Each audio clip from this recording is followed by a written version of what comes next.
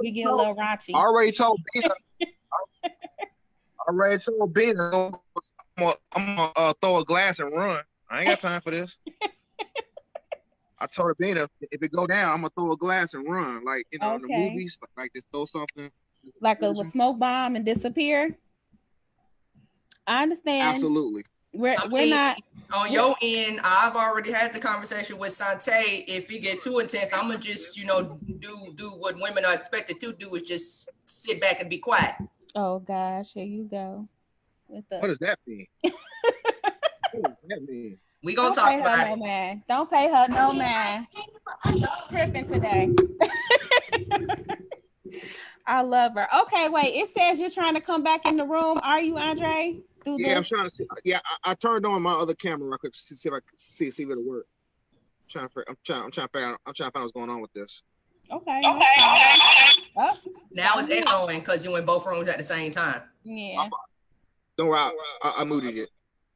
Hold on. Let me go ahead now.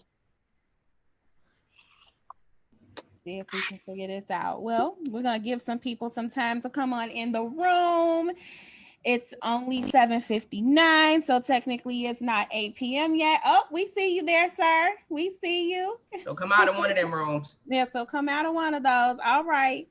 And you are muted still, so I'm going to ask you to. I got you. There you go. All right. So right now we have 12 viewers. Give me the link. Where's the page that so I can share this right quick, or go to Bina page? So I have her tag to the feed as well. Okay, so I'll go through that right quick. Okay. You can go to her page. The feed is tagged to her there. I'm not able to tag you. So. I got you. Okay. Don't worry. I'll go to her page right quick and knock that out. All right. It's 8 o'clock and let's get this started. So thank you guys again for coming, and thank everybody for joining us for OWGT Talk Toxic Masculinity. So we have a lot to discuss today. I have one of my biggest supporters, one of my heroes, a huge role in who I am today, my big brother Steph, on the call today. Thank you, Steph, for coming. And I have a young man who I consider not just a professional colleague, but like a big brother in multiple senses of the term. Now, those of you all who know me know that I have a big brother. His name's Dion. He's my biological brother, love him to death. However, because he's older, he has a wife and a family and children, he cannot accommodate the needs of his little sister at all times. So that's not shade. That's just, what it is. That's life.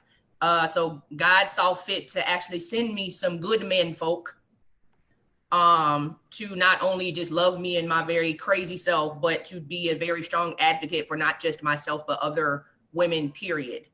And that is who I feel like Andre is to me and to women in the Black community in Chicago. So ladies and gentlemen, this is Andre Russell. He is known as Dreezy Claus for those of you who don't know. And he has his own not-for-profit organization that is geared towards pretty much conversations that we have had on this particular podcast. So thank you, Dre. Love you. Thank you. Please be gentle. We you like it rough. Otherwise, wait, hold on now. We're not going down that path today. Not today. So it was super important for myself and Kawana to have men involved in this conversation. While we are going to hopefully have a conversation about some of those things that directly affect us from the toxic masculinity standpoint, we are not males and we cannot speak for males. And we really wanted to have males that we trust and know that have not only just an opinion, but an educated and informed opinion to be a part of the conversation today. So it was emphasis on educated and informed, because both of the men on this live are formally educated with degrees, period.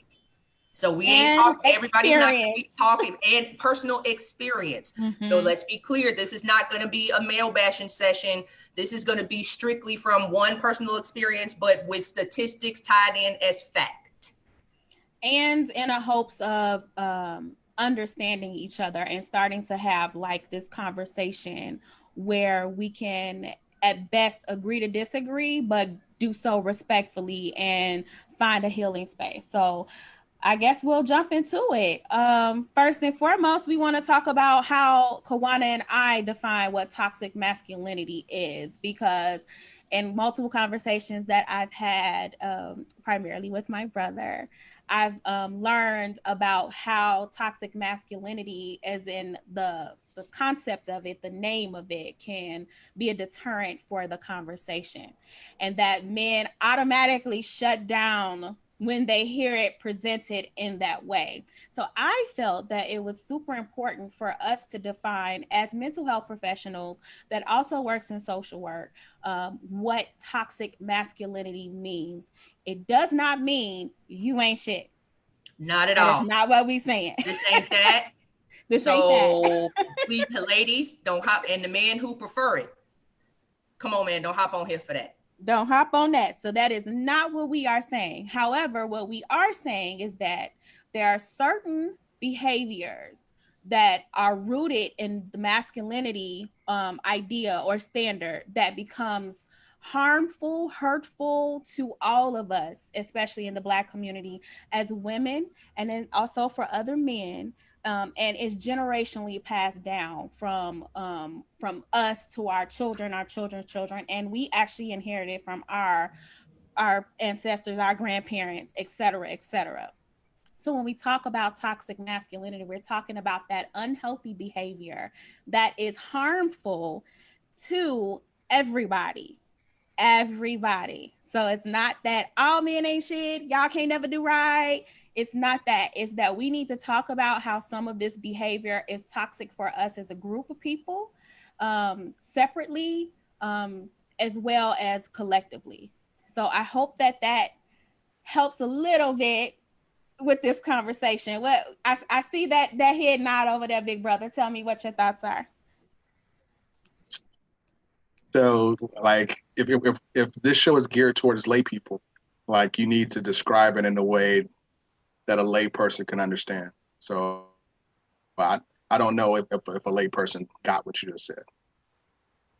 Okay, so how would you add to that? How would So I either guess you as men add to that?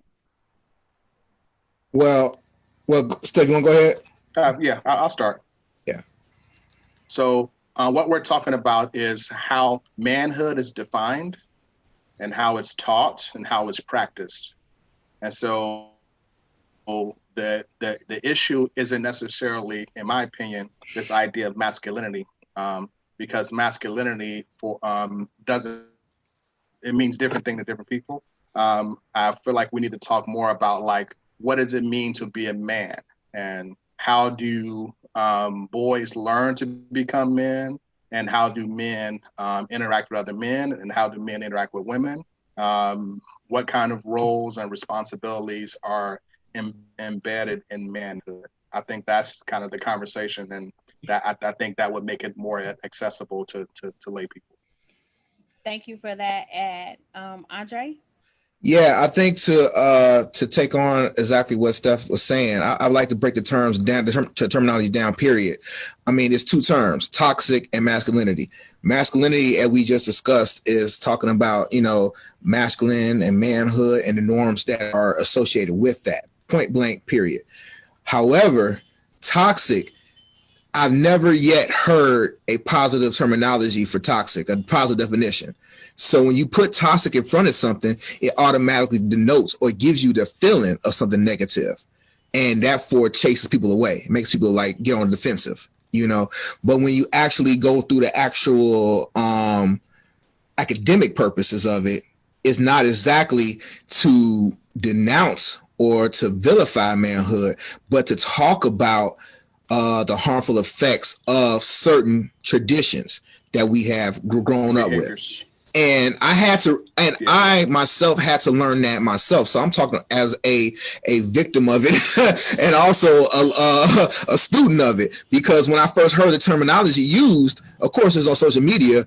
I looked at it as almost an attack on me being a man at first, because I was like, what is everybody talking about? I was literally like naive. Like, what are you talking about? Like, how am I toxic being a man? Because I didn't see myself as being toxic. I saw myself as just doing what men do in a respectful sense. I didn't see myself in a negative sense. But then when we started to go over what the negative factors were, then we have a conversation. But when you put those two words together, it automatically puts people on the defense, because when you hear toxic, I've never heard, my first memory of the word toxic came in the 80s with the term toxic avenger. I'm telling my age. It was like a superhero dude. All of our ages, honestly. All of our ages. I don't know toxic about that. Toxic, right? But yeah, exactly. But he was a character, but he was a good guy, but he was ugly as hell. But that was my first definition of toxic and what it meant. And then going further and further, you just knew that toxic meant something that was just not right. So that was my base. So you put those two words together with toxic and masculinity, you think to myself, like, am I wrong for growing up and doing what I learned? But then you realize, going through the motion, that what you learn, all the things you learn, wasn't exactly right. Exactly. And you have to come to that nerve, right? Something you was gonna add. So like, we have to. Yeah, I was just gonna say that we have to attack behaviors and not people. Right. And so sometimes when we're having these conversations, if people feel attacked, then don't be surprised when they shut down. And so it's about the behaviors. The behaviors are toxic. I'm not toxic because I'm a man. Right, exactly. But people internalize, they take it on as for themselves. And that's what a disconnection is. Like, they take it on as it's an attack on you, when it could not be necessarily on you, but what you learned or what you picked up on or what you manifest. But you can change that. That can be changed. Absolutely. And it's so important that, and I appreciate both of you for expounding on that. That is why I was bringing up the fact of it being unhealthy behavior, because it's not the person. Men are not toxic just because they are men. It is the behavior that makes the certain things not helpful or harmful for us. So I wanted to make sure that we're staying true to that, because this is not a bash fest. And that was super important to me, to have this conversation where you guys can connect with the men, and hopefully we can connect with you too. But this is not a bash session. We are not about to bash men, but we are going to hopefully call out on some of these behaviors that have been detrimental to us as a group of people, that we need to start fixing and addressing for our generations to come, for our sons and our daughters. So with that having been said, I guess since we've given that synopsis on what we view as the topic to be, where do we start? Who wants to start? I mean, I've already pretty much, got into my first part of it. When I first heard of it, I was definitely, I was thrown off of it, because I don't think I was called toxic. I think I just saw the terminology, and was curious about what it meant, like why, and it being like most trends on social media, it becomes like the buzzword for everything. Mm-hmm. So everything is toxic. And so then at a point I was confused by what it meant, because of what I was hearing from different sources. So then, me really being like confused, like, I know it's bad. It sounds bad, but what does it mean? Does it mean that if it started going to the point of anything that you grew up with, learning about masculinity was wrong, it's off. So that goes into the point of manners, chivalry. Am I demeaning you as a woman if I do what I was taught I'm supposed to do for women as a man? In a respectful sense. So now I got me going from the basics, trying to figure out what's what. And I never had a full conversation about it with a woman, because quite frankly, it was testy and I didn't want to get into that. Like I didn't want to get into that or attacked for just asking, you should know. I was scared of that. I didn't want that to happen. Well, we covered that last week as part of toxic femininity is not being able to hear someone else's, especially a male's perspective, without demeaning them and then getting angry or aggressive with it, because that is super important. And you're safe with us, sir. I think. I appreciate it. I see you being in space, and I feel so comfortable right now. Good. Thank you for that. But from that, I just started to just observe and understand, and then I started to actually take on the term as well when I described certain behaviors that I saw, like when I saw elements of misogyny that was just like, oh my God, I can't believe you're saying this in like 2019, 2020, like 2018. I can't believe that we're on this page now. I feel as though most of the things that we grew up with learning was based on a very, very, very hegemonous patriarchal system, period. You just thought it, you was taught it, that's what it was, and you couldn't question it. But the older you get, the more educated you get, the more evolved you get in regards to just society and relationships. You realize that some of those things are off, and you have to learn how to accept it, acknowledge it, accept it, and then adjust from it. Because you can acknowledge it and accept it, but you still are who you are. So you got to change and adjust. So luckily, with people like Abina in my life and the people that I know, like Akila and other friends that I have, that will be there to help me through that path, I've learned to be more accepting of my adjustments. I might not always get it right, but at least you tell me, I take time to process it, and I'm okay with it. But don't cut me off, because I don't know, and I'm willing to learn. So that's my piece on that. Thank you so much for that, Andre. Steph? Well, I was just going to say that we live in a time where society is being reconfigured. And so not only are the relationships between the different races being challenged, relationships between different classes are being challenged, and obviously the way that the two gender roles, dominant gender roles in the country interact with each other also being challenged. And so there's a lot of adjustment that has to happen. And right now, men in general, we're kind of walking on eggshells because we really don't want to do or say the wrong thing. And so it's just easier to kind of be quiet and not really engage than it is to say something that might either offend people that you care about or get you ostracized. And so most of the guys I know take the route of the kind of the path of least resistance and just kind of fall back. And I think that as a female, as a woman, as a Black woman at that, I think it's very important that the rest of us understand that, because what we don't realize is not being that in that space to receive and have these conversations and automatically coming out almost essentially attacking you guys. This is why this keeps being perpetuated. This is why the patriarchy system still reigns and why, it's still pretty much thriving in a lot of ways, because there are people that really want to make the change, but if we're not having the conversation and helping each other understand better, there's no way that they're even going to know how to change or what's right. So we have to be accessible to you guys and be able to receive your point of view too, which is why I really wanted to have men a part of this conversation, because it's not fair for just Kawana and I to get on here and start talking about what we see as wrong in masculinity and males, because that's very one-sided. And you guys haven't quite got to this way all by yourselves. Like, we played a role in some of this dysfunction. So I know I'm going to get a lot of people that's going to make some frowns and things about that, but it's very true. We as Black women, as Black mothers, have added to that dysfunction, and we need to own that, and we have to change that too, so that our children can learn more moving forward. So I wanted to ask you guys, who set the standards for you guys on masculinity?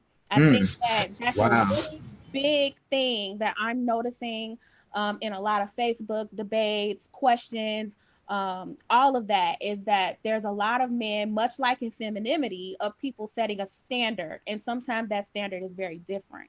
So for you two beautiful Black men, who set the standard for you guys and masculinity? So for me, my biological dad wasn't very involved growing up. I was lucky enough to have a stepdad that kind of took over that role in my life later. That was obviously a challenging process. So me going from being, feeling like I'm the man of the house to there being a new man in the house. Outside of him, I also have my grandfather, my aunt, and an uncle, and then the guys in the neighborhood that were a little bit older than me.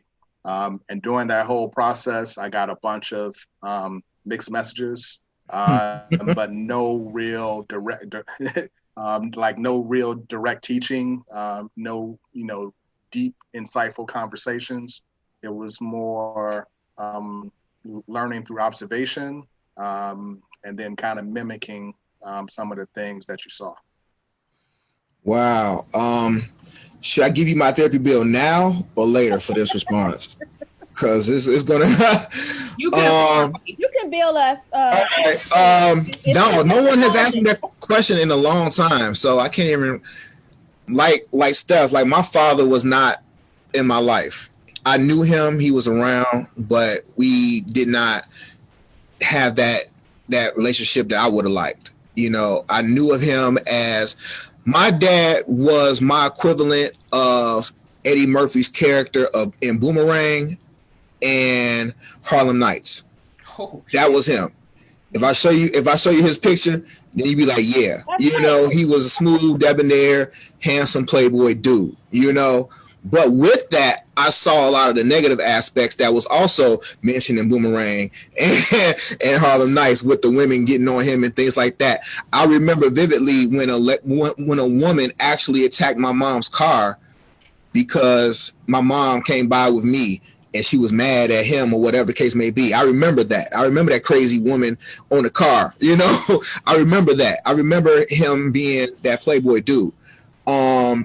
I did not see myself as a playboy because I was very fat.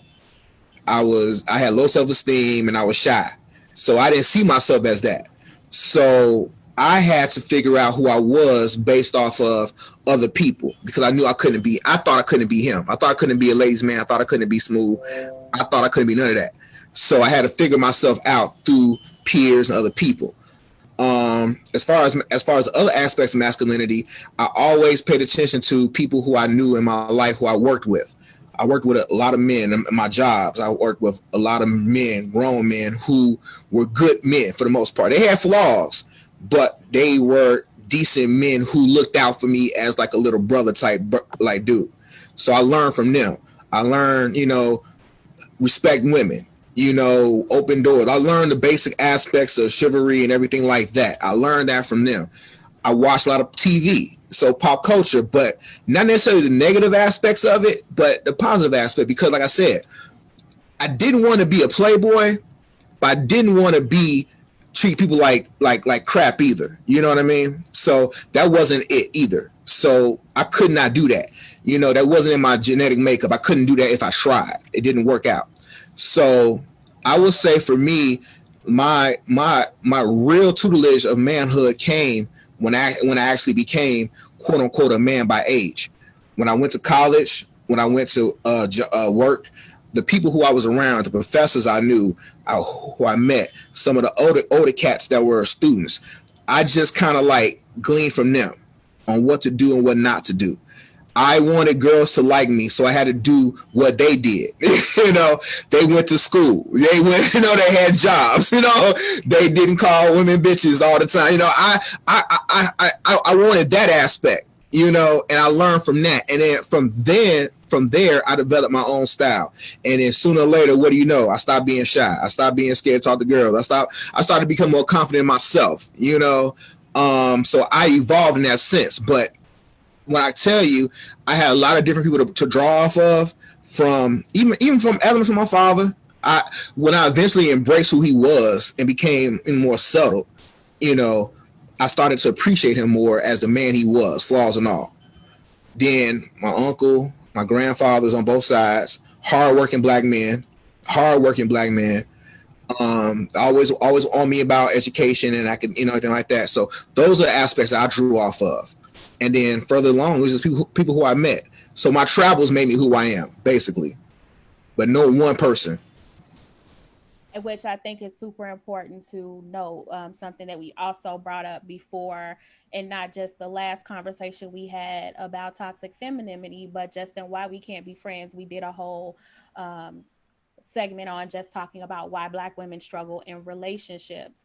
And we brought up how important it is to have the village. I am a mother, and although I'm married, I don't rely just on my husband to help with teaching our children, and he doesn't either, which is why it really, really is great, because what happens is by allowing both of our kids to be exposed to the village, this positive village, they become more well-rounded and more emotionally healthy, and they can ask more questions. They can see different styles of how things are done, because there isn't always a one way to do certain things, right?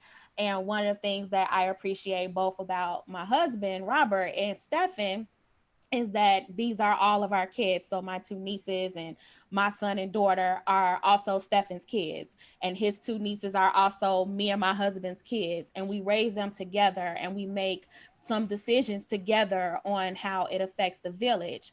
So I think it's super important to make a mention of that and emphasize on the importance of how your village and how it's shaped for masculinity plays a big role in the standard too. So thank you for being very honest about that, both of you, and sharing that with us. I'm sure there's so many men that's watching this or will watch this, and that your stories are going to resonate with them. They're going to be able to connect because your stories are their stories. So thank you guys for your transparency and your honesty, because it couldn't have been easy, especially Andre, who's never met me before to this day, to just open up and share that. I so much appreciate that.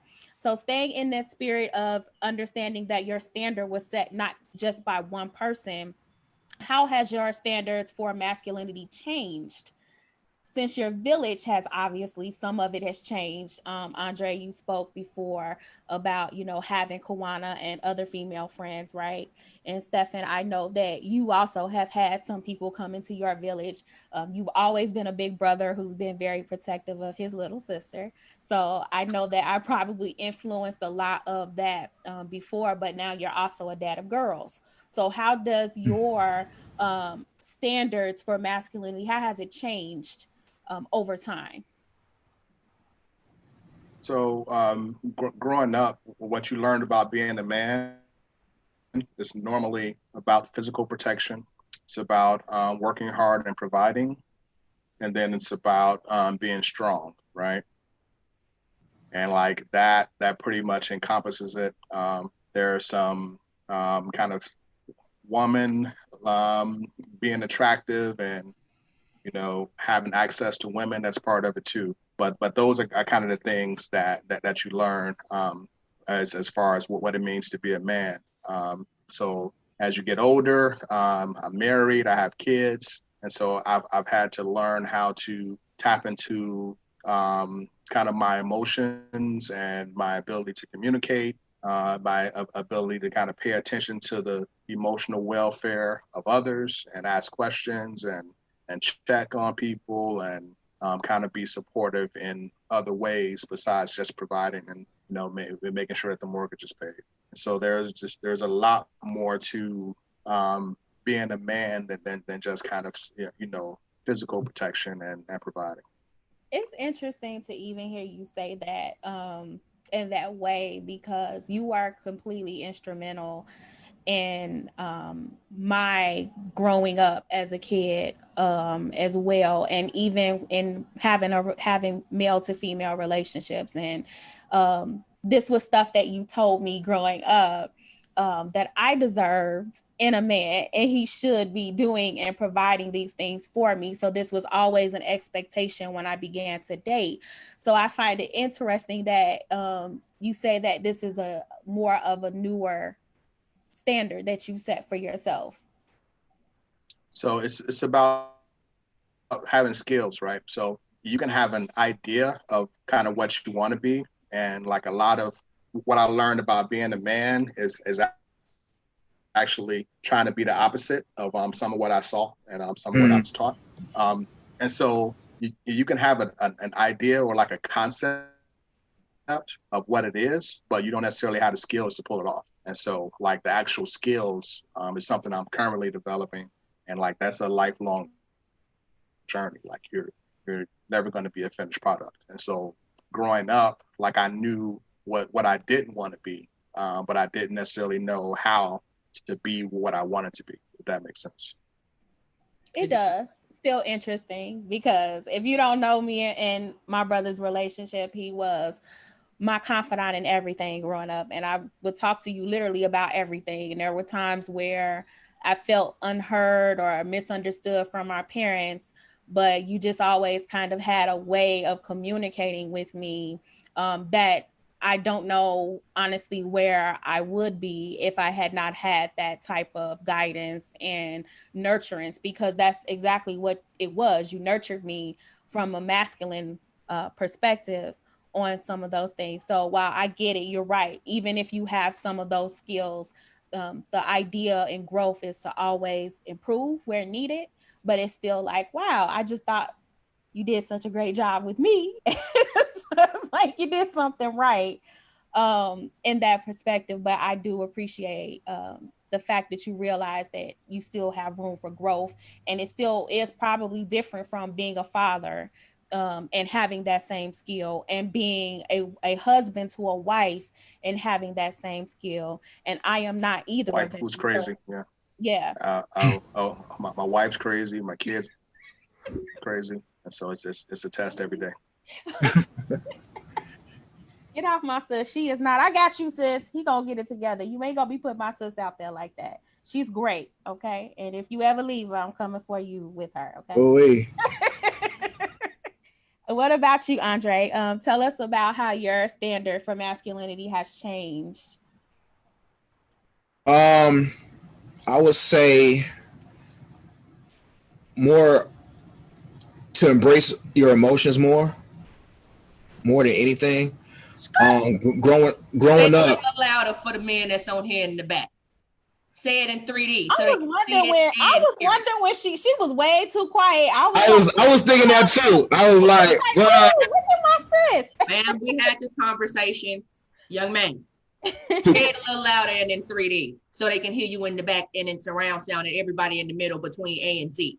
Go ahead. Let's hear it. To embrace your emotions, be open with your emotions. It's okay to show emotions. That's a steady progress. I mean, that's a steady track. Everybody can't get it right. Everybody can't get it done. But I've learned that repression will make you sick. And repression can infiltrate how you react to other people as well. So you have to be open about how you feel. You know, you have to definitely be open with that. I say that because, as men, as young men, they get upset. They only have two gears, crying and then angry. There's levels in between, but you never experience. So, but if you don't know how to navigate those levels, all people are going to see is you crying and thinking you're soft, or you're showing anger and thinking that you're in rage mode, when in actuality, that's all that you know how to show.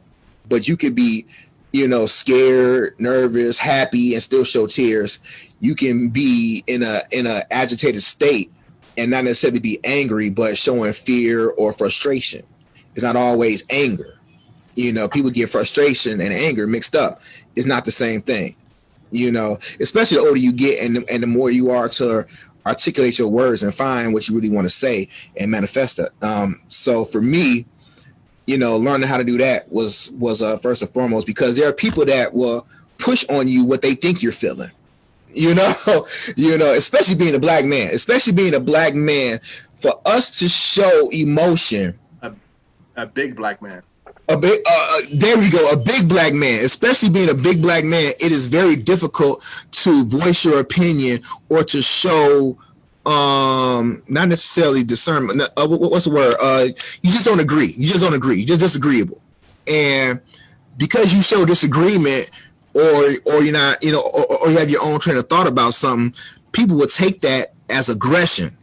They'll take that as negativity. They'll take that as everything but what you said, and that causes a lot of frustration. And that causes you to be frustrated because it's like, do I repress my feelings or how I feel about this and just shut up and watch it go to shit? Excuse me for saying it. Or do I say what I say and deal with the consequences? But at the same time, I'm not going to be vilified as an angry black man, because that's the one thing that black men don't want to be stereotyped as. Like black women don't want to be stereotyped as angry black women. We definitely don't want to be stereotyped as angry black men just for voicing our opinion about whatever we're talking about, and we're not like smiling and laughing while we're doing it. Everybody's not a sitcom character. We have to, have our own ability to be able to show what we show without having to defend ourselves. And for a lot of black men, that's pretty much the stereotype that we have to deal with in our masculinity and what it means to do that.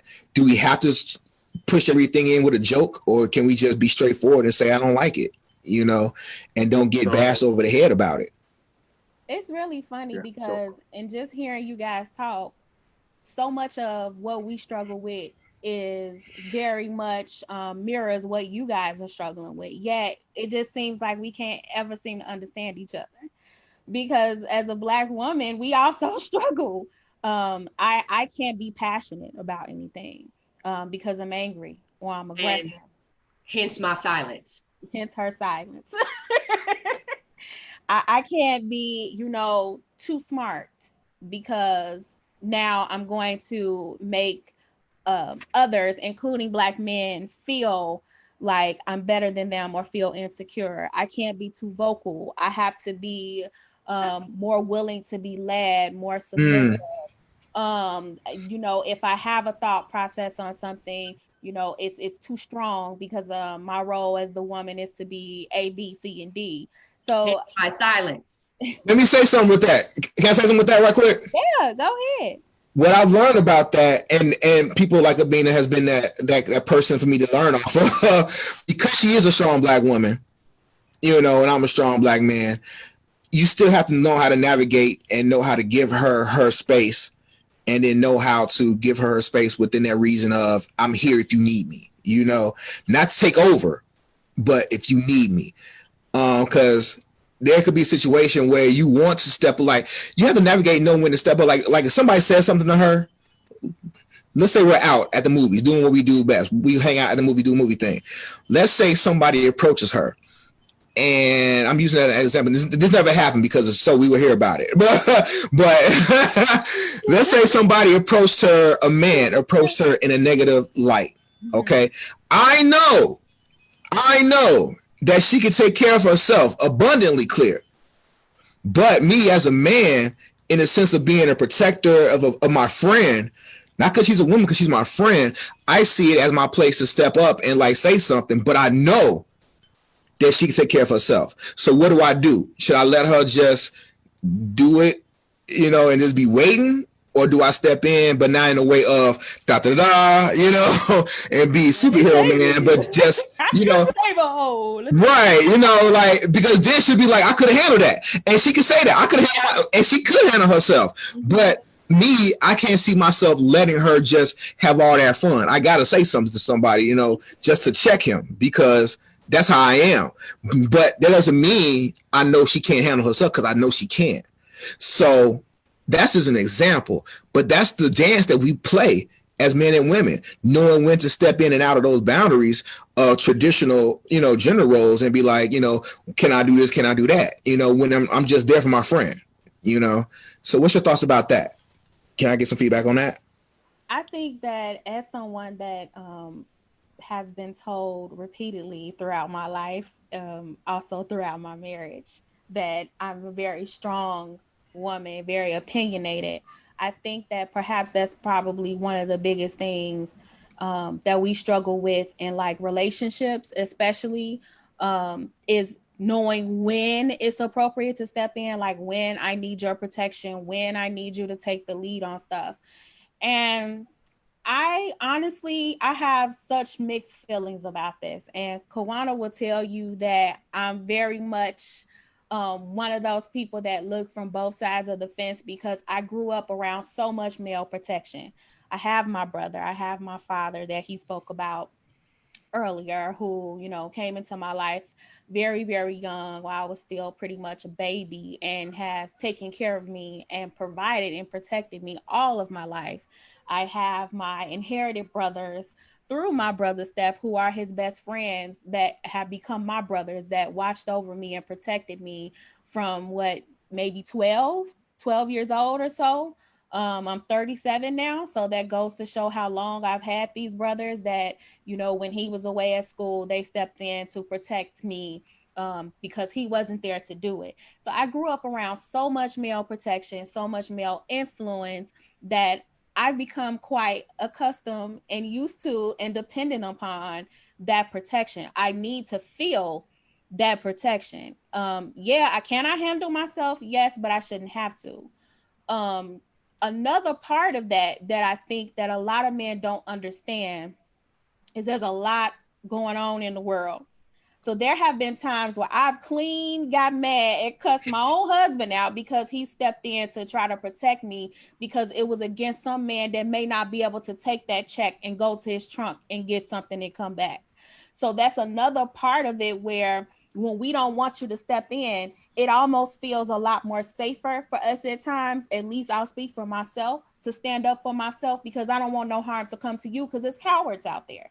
It's some men that ain't gonna be able to handle you checking them, and if need be, putting them in their place, and they go home. They don't know how to take the whooping and leave. They gonna come back and possibly hurt one of the men that I love so much. So I feel like it's almost safer for me to check them. Like, let me handle it, because I don't want somebody to, they be in their feelings and their ego, and then they come back blasting, because it's a real thing and it actually happens. So I think that that's something that we don't talk about, and a lot of men don't understand, is that we approach it from that perspective too. It's not even about, I don't need you, I have it. It's like, I don't want any harm to come to you. I need to keep you safe. It's better for me to do it. So I don't know if that offers some perspective in that. Kawana, you want to add to that? So what I will say from personal experience with my partner is this, and in my life is this. This is no shade to my parents. These is not, you know, daggers. These are all facts. My parents got married and got pregnant with me real young. And they got divorced real young as well. I was 6 when my father got full custody of me. I was 15 when my mother and my stepfather got full custody of me. So you're talking about 9 of my most formative years under men. My older brother, my younger brother, my dad. I don't know anything else but to be strong. The only reason I know how to be a girl is because I came in with a vagina, and somehow or another it's inherent. Otherwise, it's through trial and error. When you grow up in a house full of men, and you grow up in Inglewood and Roseland, what soft woman do you know growing up in any of those areas, especially a transplant from Duncanville, Texas? You can't be too feminine in a house like that. You can't be too feminine in an area like that. Niggas will drag your ass. Thank God that didn't happen to me, because I had masculine energy around me, male and female alike, that knew, yo, she don't bother nobody, don't bother her. The problem with that is, because I grew up in a lot of masculine energy, my strength is off-putting, which is why I've remained quiet for this, because I have a lot to say about my experience with, and other women in my lives experiences with the toxic behavior of certain men. And I did not want that to bombard the conversation, especially and specifically because we're asking for male perspective. So I just found it best to be quiet. And I shall remain so until I feel like there's something for me to say. But in one instance, I was at the bar, and Andre, I'm actually kind of glad you weren't there, because I knew it would have been a problem, because my partner was there.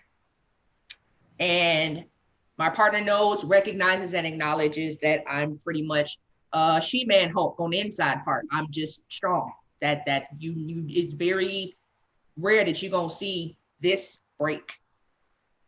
I'm in there having fun for my birthday, getting drunk, whatever. This guy keeps trying to, get at me, and I'm trying to politely, because some men egos can't take, hey, yo, get the fuck away from me, Joe, because that's my knee-jerk reaction, period. I don't feel like I need to be nice to no man who I've given grace to enough to say 3 times gone somewhere.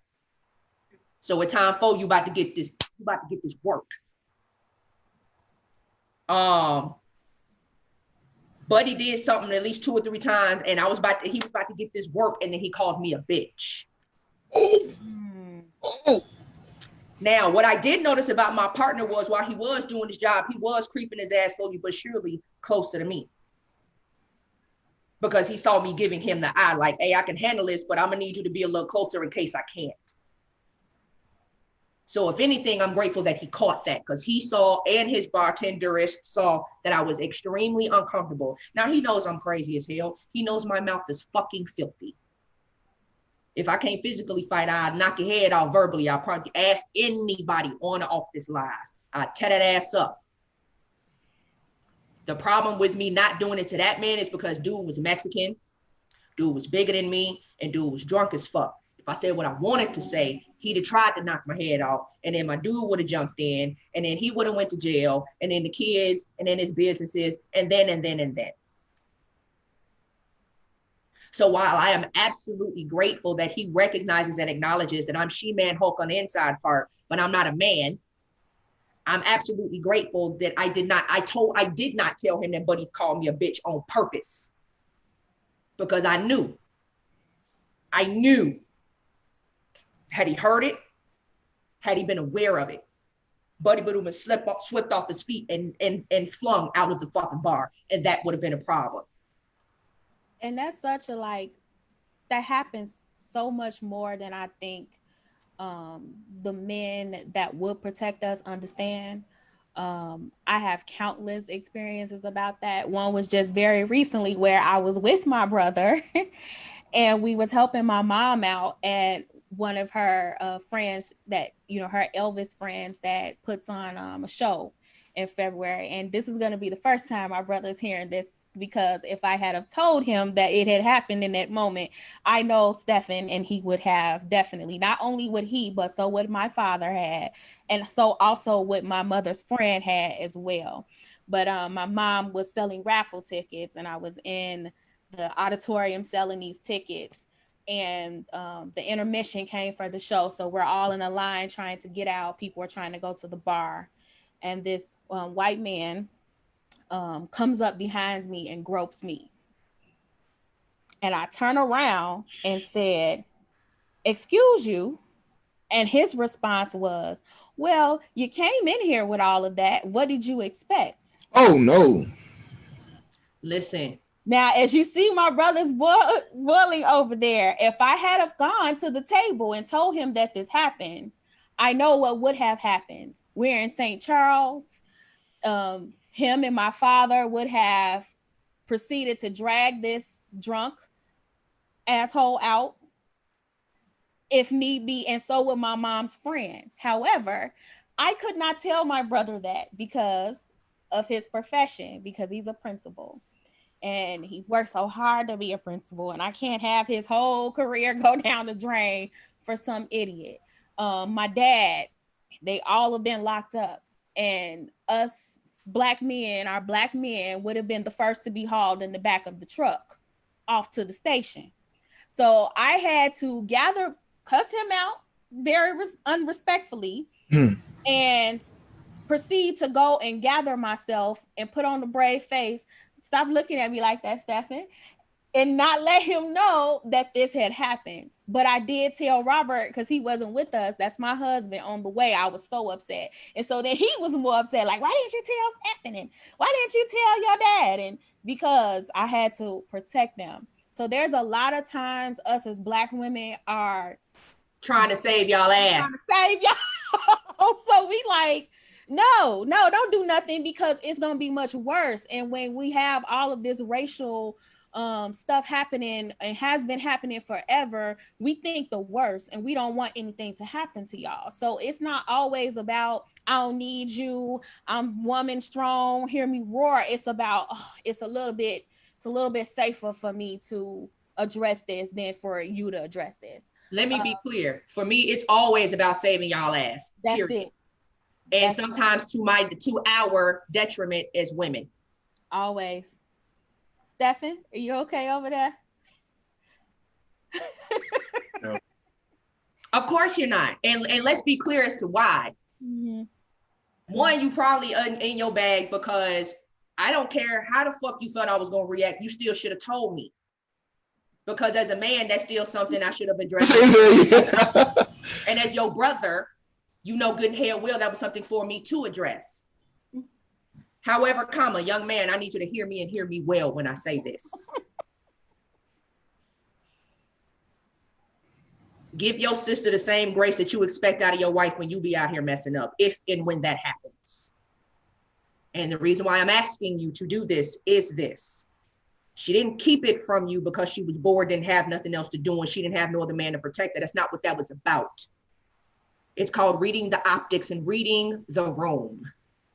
Y'all were in a space where she knew that you was not going to be able to see within your anger that we in St. Charles, we around a bunch of white folk, and if the police get called, they're not looking at nobody in here with the lack of melanin in their skin, they're looking right at us.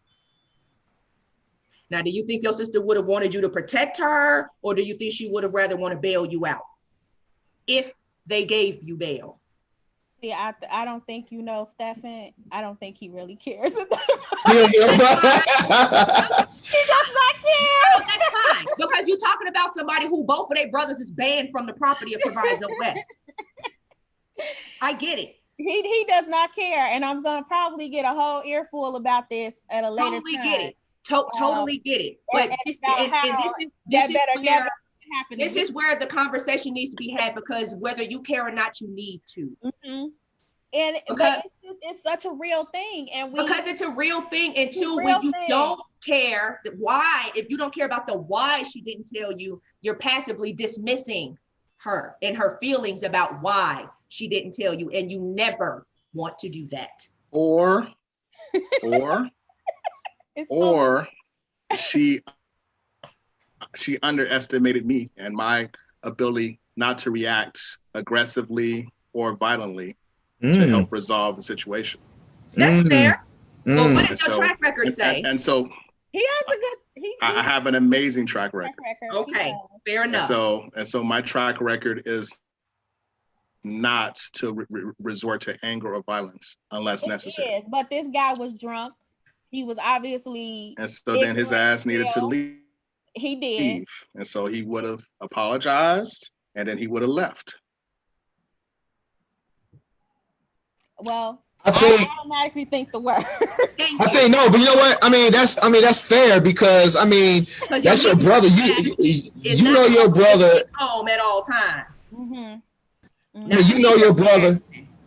You know your brother, you know what he's capable of doing. But like Steph said, you have to be.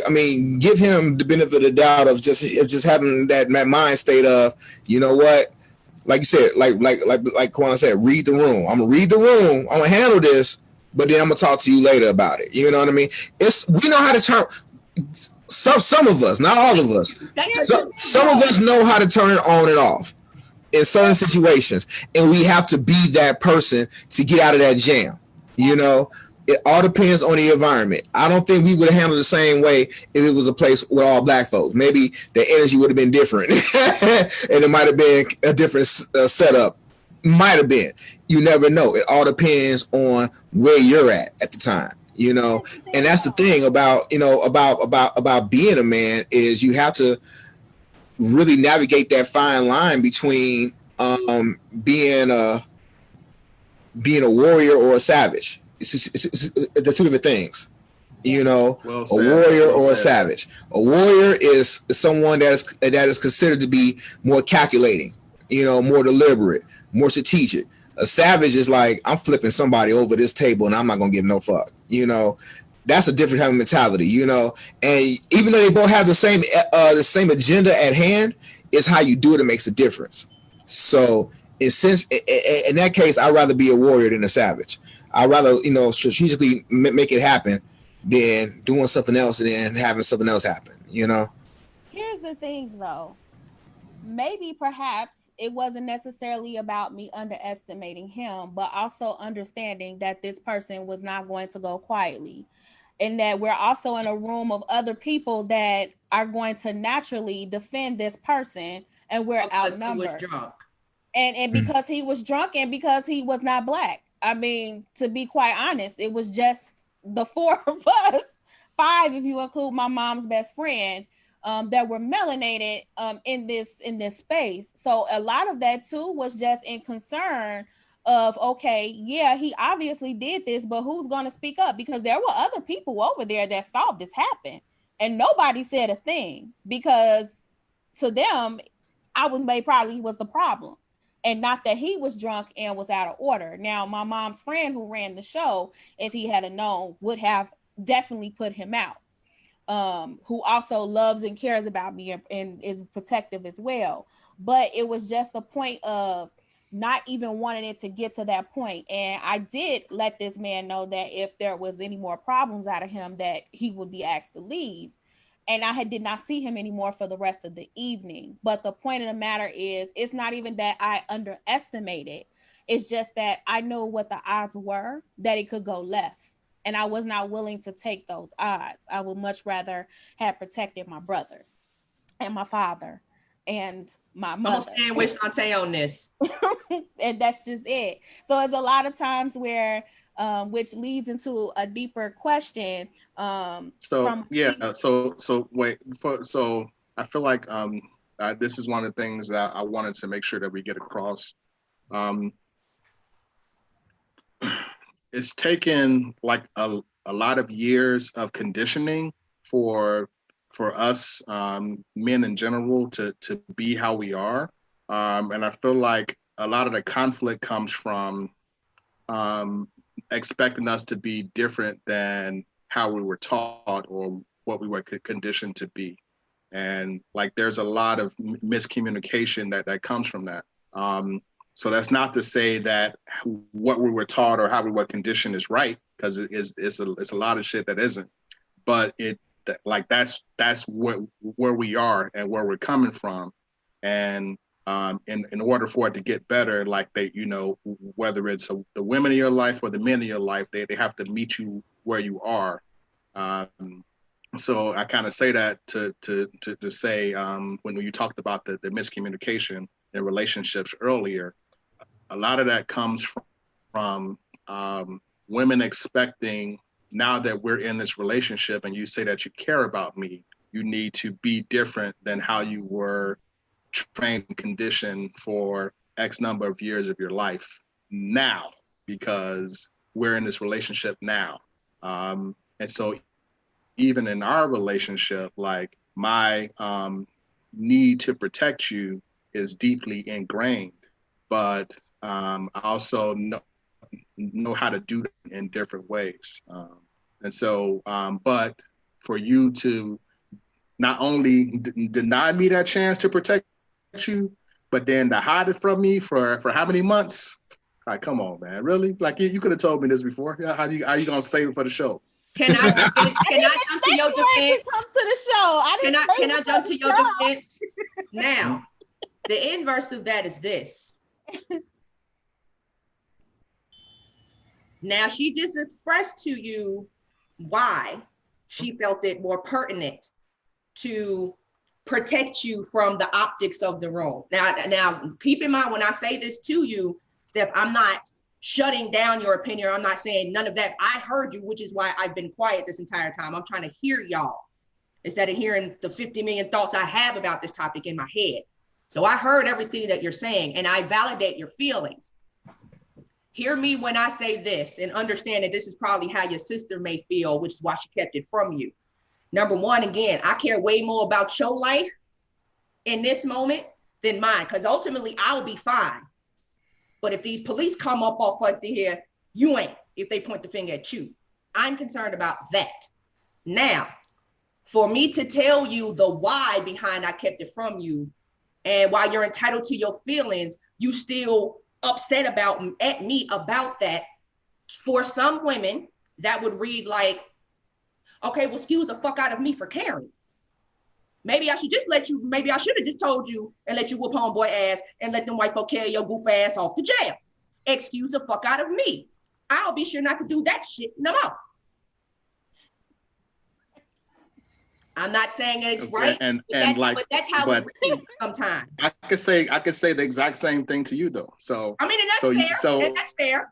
Because women are right. So like you're saying to validate her feelings by invalidating mine, and so it's the same. So who's to say that either of us is right? So I'm not really mad at all.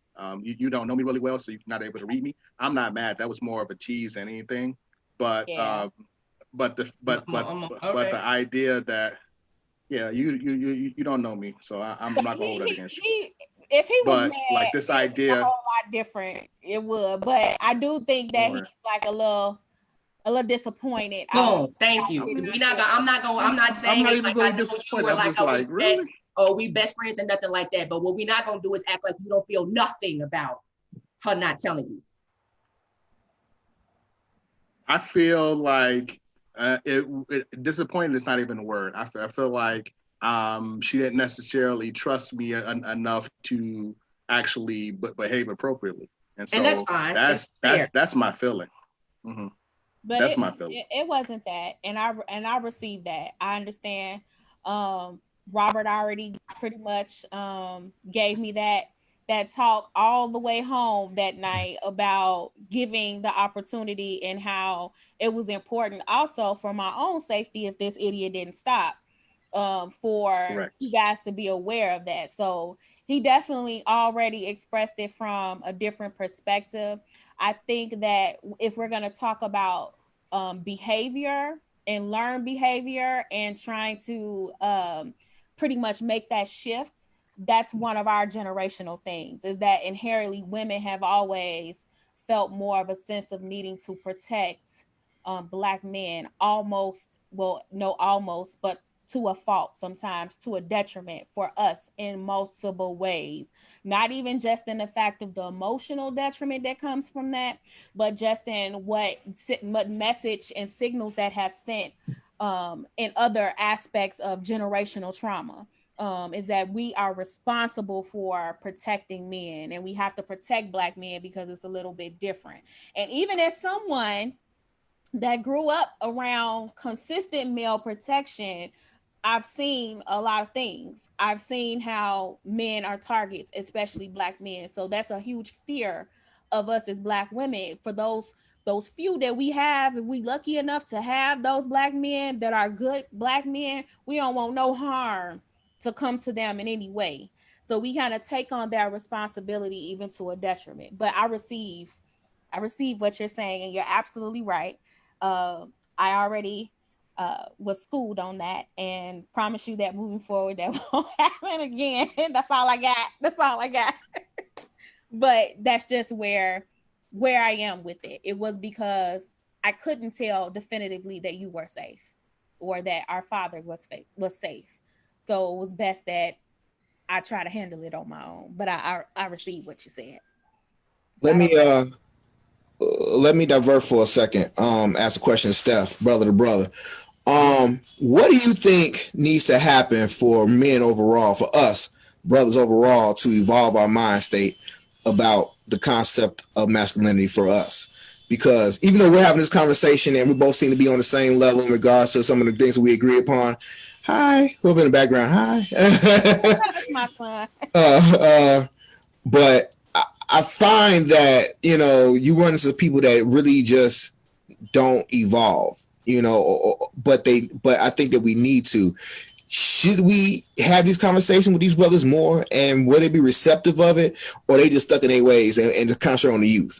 That was actually one of the questions I wanted to cover. So I'm glad you brought that up. Thank you, Madre. Steph.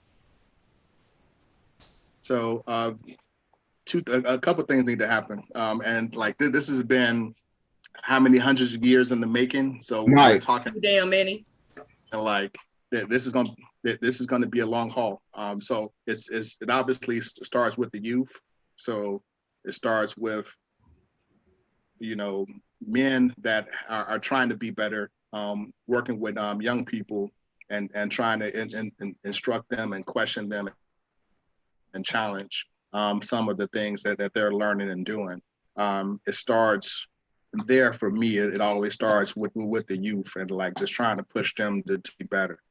Secondly, I have started trying to have some of these conversations with my friends, just to kind of challenge some of the things that we've practiced and believe in our particular circle.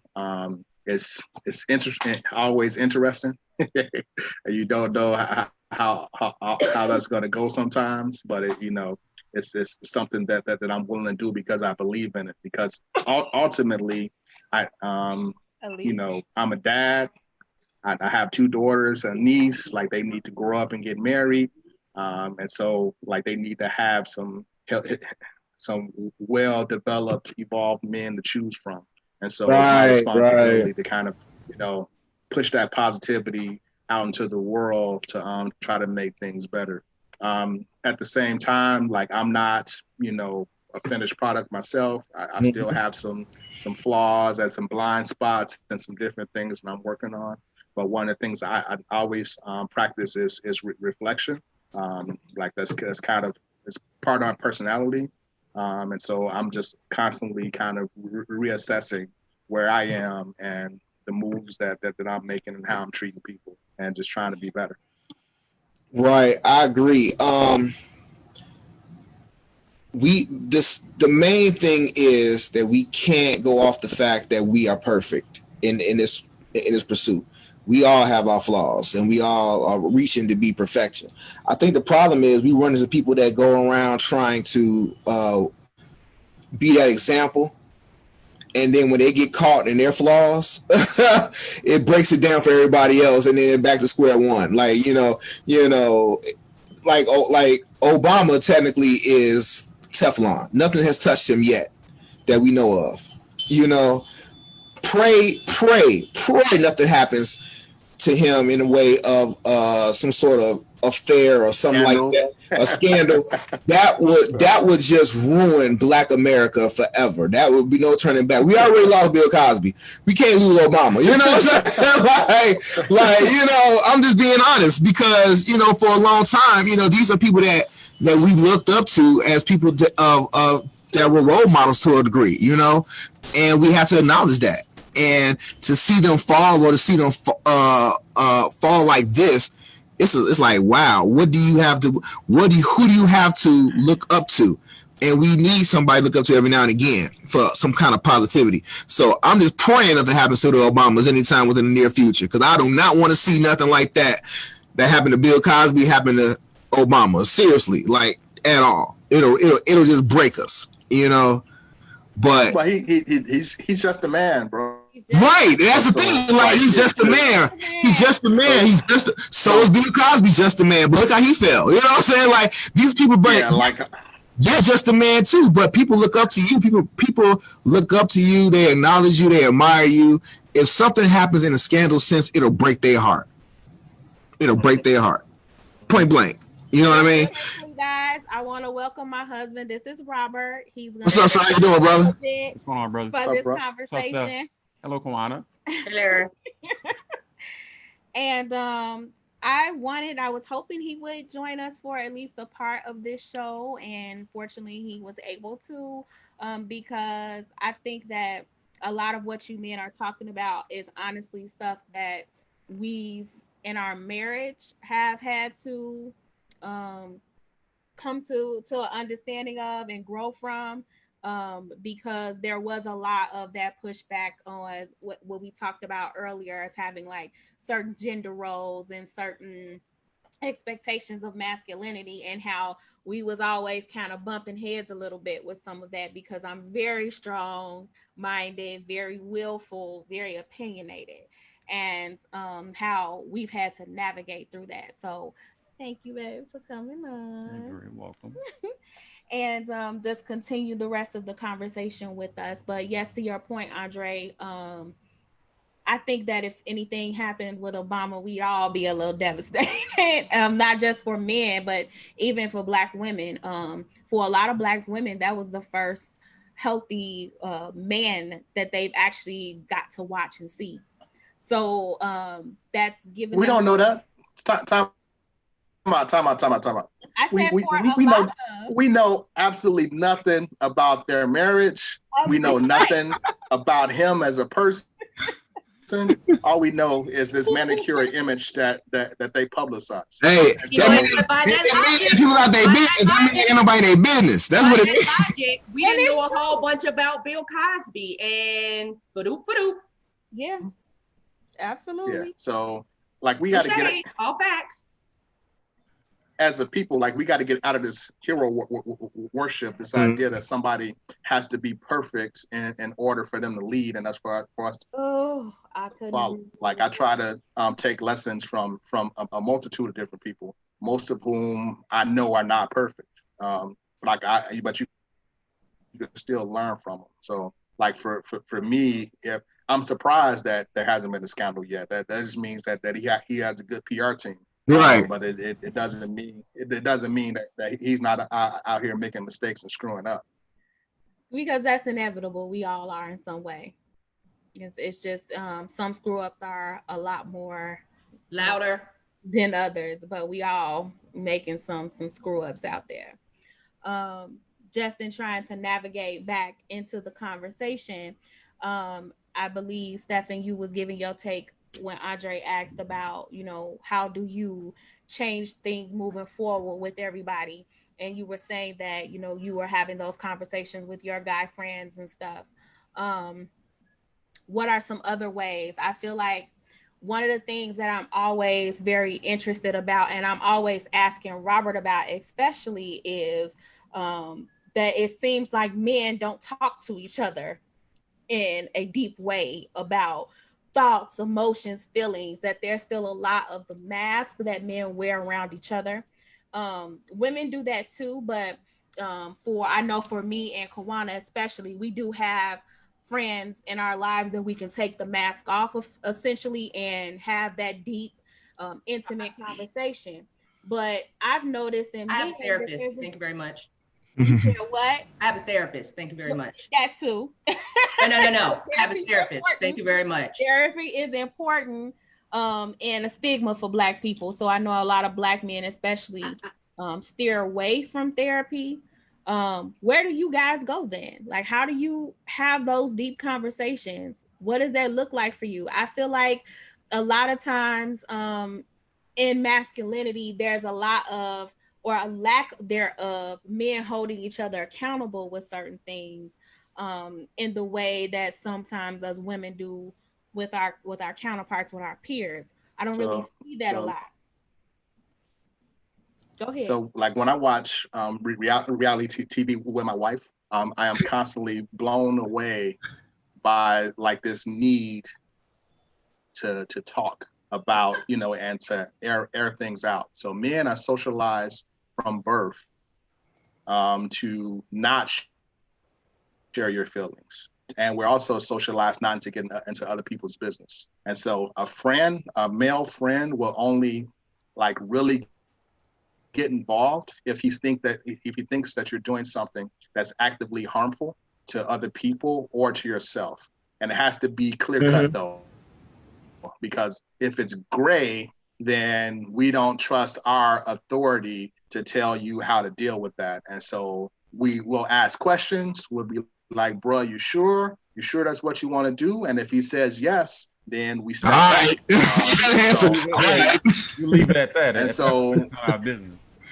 if it's black and white, like and we're really close like that, I might say something. But if it's gray, all I'm gonna ask questions. I'm gonna be like, yeah, you thought about this, you thought about that. He answers it and he's confident in what he's doing. It's great. It's not clear cut. So who am I to tell him to do what I would do in that situation? And so like we've been socialized that way from the get-go. So to answer your question, we don't have, we talk about situations, we talk about events, we don't talk about how something made me feel. So like, you'll never hear a man say to his friends, my wife did this and it made me feel like this. Or if he does, it'll be, you know, that anger reaction that Andre was talking about. She did this and it pissed me off. But you'll never hear him say, she did this and it hurt my feelings, or she did this and it made me sad. Like, she, you know, you'll never ever hear a man say that, because we've never had space to say that since birth. I would also, Steph had laid it down perfectly. I'm thinking about all the places where black men talk. The barbershop. I have yet to hear a conversation on feelings and emotions in a barbershop. It's not to even go in a barbershop. When I had a fade, I went to a woman to get my hair cut, because walking in the men barbershops, I might as well have been naked. Butt ass, booty ball naked, ready with my pussy popped wide open. Why would you be in a barbershop naked? It's disgusting. Why would you be in a barbershop naked, Kawana? Just doesn't make any sense.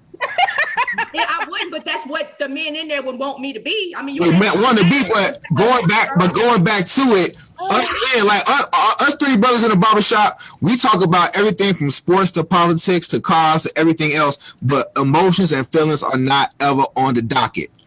I've been sitting around with brothers at a cigar bar. We talk about everything but emotions and feelings on the docket. I can't think of any. I've been on phone conversations with friends, and we're talking about each other's significant others in a way of venting and talking about, man, this chick did this to me, or she did that. I said, why she do this? Why she do that? She pissed me off. That's as much as you're going to get. We don't have, it hasn't, and not saying it's a good or a bad thing, but it just wasn't introduced to us to talk like that. You see that shit on WB. You see that shit on TV shows where they have those sort of conversations where it's scripted to be like that. But women, correct me if I'm wrong, y'all sit around with y'all wine, y'all sit around with y'all margaritas, y'all talk about everything and everything under the sun without fault, including emotions and feelings. We're never going to do that. I talked to my therapist. Isn't that hurtful to men? Because yes, that's good question. We don't see it as, because if you don't know it hurts, you can't claim it as hurt. I don't know it's hurtful. I don't know. I haven't. It's not crossing my mind that I'm repressing feelings. It's not crossing my mind that I'm doing this, unless you are trained to be like a therapist in that world where you know those cues. You're not going to care. Even so, even when I worked at a Mercy home, and I worked with all of us being in the same realm, same social work field. We know the lingo. We know how to process. We know how to do all of this stuff. We sit together and we bitch and moan and we vent, but we don't talk about feelings to that capacity of that she hurt me, he hurt me. No, he made me mad. He got me fucked up. He got me twisted. None of that other emotional conversation comes up because it doesn't register, and it's not hurtful because we don't know it's hurtful. We just going off of what we just know, period. And to us, it's innocent. So like there've been, go ahead, Rob. I think to the points that you both brought up, how can you have a discussion about something that you've never had a discussion with at all? Like, right. If you've never had that discussion, how can you have it? If I've never had that discussion with, say, my father, how can I have that discussion with my wife or anybody else if I've been brought up to not have that discussion? You have to have, I mean, I pause to say you have to have, but you kind of do as a male. You kind of have to have a male influence about talking about feelings. Like, you can have that discussion with your mother or a female figure, but you do have to have that with a male figure. And if most of us are growing up without our fathers, or without our fathers all the way in our lives the way they should be, how can you have those discussions if you have never had them? How can you have them with your friends about feelings, emotions, thoughts, and all of that if you've never had them? So how can I talk to my friend about his feelings, thoughts, and emotions when nobody's talked to me about mine? Mm-hmm. I don't even know I can't even express. I can't fully sit down and have a conversation with somebody and fully express my thoughts and feelings, and then have that conversation with somebody else if I've never had it. So I wouldn't even know where to start. So like Stephen said, you look at it and you go, well, if you're not doing anything to harm, if I can't physically see that you're harming yourself, then I guess it's fine. And then at that point, it's not my business. So I can't have a discussion with you about something that I have, I don't feel like I'm equipped to have it. Like Andre was about to say, you feel like unless you're a therapist, which is another point that I think for a lot of brothers, especially, therapy is just so taboo for Black people in general, but going to a Especially. therapist is so taboo for us that it's something that we refuse to look at. We want to look to other sources, whether it be religion or whatever the case is, and instead of looking towards someone we can sit down and have that discussion with, it's it's so lost on us, especially as Black men, to sit down with a therapist and talk about our feelings and issues. So it's kind of hard to have that discussion with your boy if you don't know how. So the only time that I've really had those conversations with my guys has always been a one-on-one situation, and it's always been after a tragedy where the emotion kind of spills over. And so like death of a loved one, a really bad breakup, separation, that kind of thing. Like it has to be something where there's so much emotion that they can't contain it anymore, and then it spills over. And then even then, they don't always have the vocabulary to really express kind of what's going on inside. And so it comes out as tears, it comes out as anger, punching things, Yeah, in some that kind of cases, thing. Steph, But neither do you have the words. And at some mm-mm, points, it's like I don't know what to say at this no. point.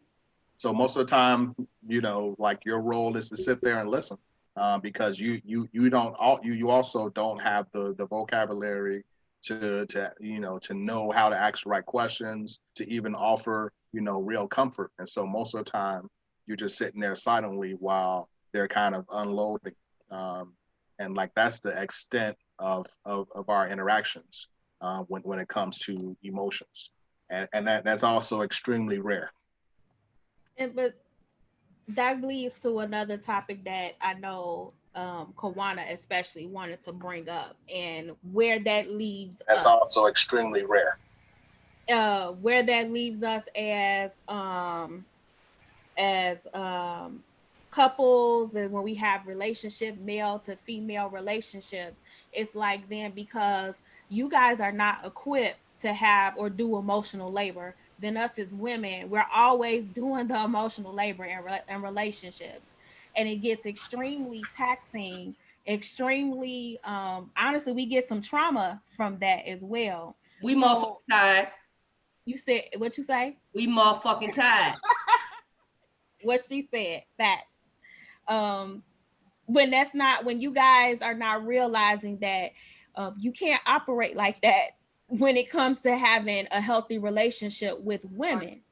um just be so unavailable because you don't know how. So at what point then do men, or what does it take for some men to realize that this is a problem, this is really affecting my relationships, female to male relationship, I need to figure out how to communicate and go from there? Because I know that if I'm coming to you trying to talk to you about something and get your feelings, I don't want to be met with, you know, what, Stephen? Go ahead, Stephen. What? Because raise your hand like Okay. we in class and everything. Go. So okay. So my question is, are you trying to win or are you trying to communicate? Communicate. And when you're healthy and you understand what that looks like, it's not about winning. So I'm trying to communicate. I'm trying to understand. It doesn't always feel like that in relationships. And so you guys in general, women in general, you want the communication on your terms, on your timeline. So if if I was to make a suggestion, the first suggestion I would say is that because we're struggling to express ourselves, we can't necessarily have the conversation at that very moment that you want to have it, because we need some time to process and kind of compose our words. Because if we just try to handle it in the moment, we might end up saying something that's going to make it worse. And so lots of times when what you all read as us shutting down, is us trying to compose ourselves so that we can try to figure out what we're actually feeling, so that we can try to say it with the limited vocabulary that we have. And so there are times when women want to force the conversation at that particular moment because they're ready to have it, whereas the man might not be ready to. The second thing is, because you chose to be in a relationship with me, you know that I am emotionally stunted and I have a poor emotional vocabulary. And so if you're gonna be with me and knowing that's where I'm at, you got to meet me where I'm at. And so, are you asking me questions to kind of help draw it out, or are you just kind of unloading on me so that I feel like I have to be, that so I become defensive? Like, what is the manner? Because, in this relationship, this is a place where we are not equally yoked. You're going to have to do some of the emotional labor, but if he's a good guy, he's going to be willing to grow and evolve and come along with you. But at the beginning, you are going to have to do more of the labor, because this is a realm where you're more evolved and more developed, typically than he is, unless you found you a unicorn. So how are you approaching him? Are you giving him space to decompress? Are you asking questions, or are you putting him on the defensive? So you have to realize, so if we're talking about toxic masculinity, so I'm going to make an effort to use the term. Thank you. A big part of being a man, especially a Black man in this country, is that your manhood is constantly under attack literally from birth. And so there's everything that's telling you that you have to be more, you have to be more, you have to be more. And so don't be surprised if we're having a disagreement and I respond defensively, because I'm on defense all the time. And so, like Black men, we spend our whole life on defense, and that does not shut off when we get into a relationship. In fact, because we're so traumatized, right? So, like, what happens to, people who are traumatized? They become hypervigilant, right? And so that hypervigilance does not end just because I love you. And so as soon as I start to feel attacked, the rational part of my brain cuts off, right? And then I go into that fight or flight, and God forbid, I want to fly, so then I'm shutting down and I'm not talking. I might want to leave. You block the door, or we're gonna talk about this now, and it's like, so then I fight. But then if I fight and I'm not ready, then I'm gonna say some shit that might damage our relationship. And so I'm not making excuses. I'm just trying to be honest. Like, this is where a lot of us are, and it's not fair, it's not right, but it is. It is. Andre, did you want to add to that? I was just thinking about times where I've been a soundboard or a listening ear for a lot of female friends having issues with having that conversation was deep too. Hey yo, I promise you saved his and my life that day. I swear to God, there's got to be smoke. We was talking, right?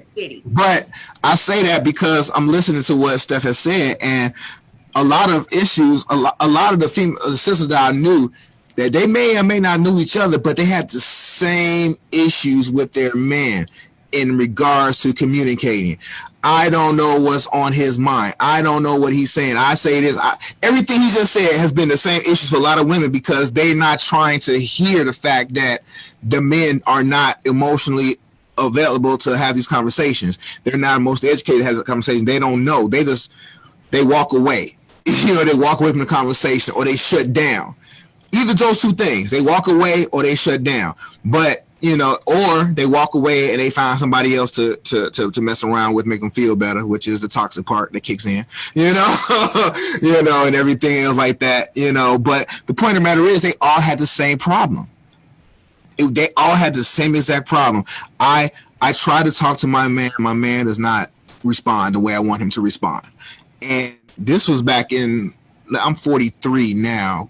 So about 10, 15 years. So yeah, they all had the same issue. So I'm just thinking and reflecting, like, I wish we were more mature enough to see this back then. It would have saved a lot of people from getting divorced. Number one, married. Number two. And get married. Number two, they even had that conversation, even going forward. If you, like Steph said, if you knew I was like this coming in, you can't expect me to magically switch up once the ring comes on the finger. It doesn't work like that. You have to have these conversations and understand this prior to. If I know my girl likes to go out clubbing, I can't expect her to stop exactly when she gets married. Maybe not every weekend, but whatever. I can't tell her to stop, because that's control. Then that's a whole other issue. Then I'm stopping her from who she was. I met her out. You know what I'm saying? So I can't make her stop. But if she wants to slow down for the sake of us, that's on her acknowledging my feelings. Because then I'm telling her my feelings. Baby, I feel some kind of way about this, and I'm not upset, but I just feel like we need to spend more time together. Why would you not want to spend more time with them? You know what I mean? You can have your time with your girls, but respect his feelings, about how he feels, and try to make compromises. Because if he did that, you'd be having a fit. I'm just being perfectly honest. If he was out with his boys every freaking weekend without a veil, and you at the crib, you'd be having a fit. So it has to be some kind of compromise. That's a whole nother story. I don't like compromise. I say negotiation. I like compromise. Hey man, listen. Here is where Sante and I tend to differ with vocabulary. She like put sugar on it. I don't. I like to call a thing a thing. So what you call it? Like when, let me be extremely clear and extremely transparent. The reason why I have been so quiet on this live is for two reasons. Number one, it's not really my time or place to speak, because we're trying, Sante and I'm sorry, y'all, I'm having trouble with my chair and my cord is tangled up in it. Sante and I's primary purpose for doing this was to hear the perspective of men. In doing so, it was explained to me that certain words, certain phrases, certain vernacular is triggering, because egos won't allow you to hear what needs to be heard regardless of what the message is. Certain words, certain phrases, is going to be a problem for men. And I'm not very good at skirting around those words. I'm not really good at trying to take the edge off just to appease anybody's feelings of ego. I kind of just, Dre, you know me. I'm a straight shooter. It's never my intentions to hurt your feelings. It's never my intentions to disregard how anyone feels. But I truly believe in calling a thing a thing. And I was all for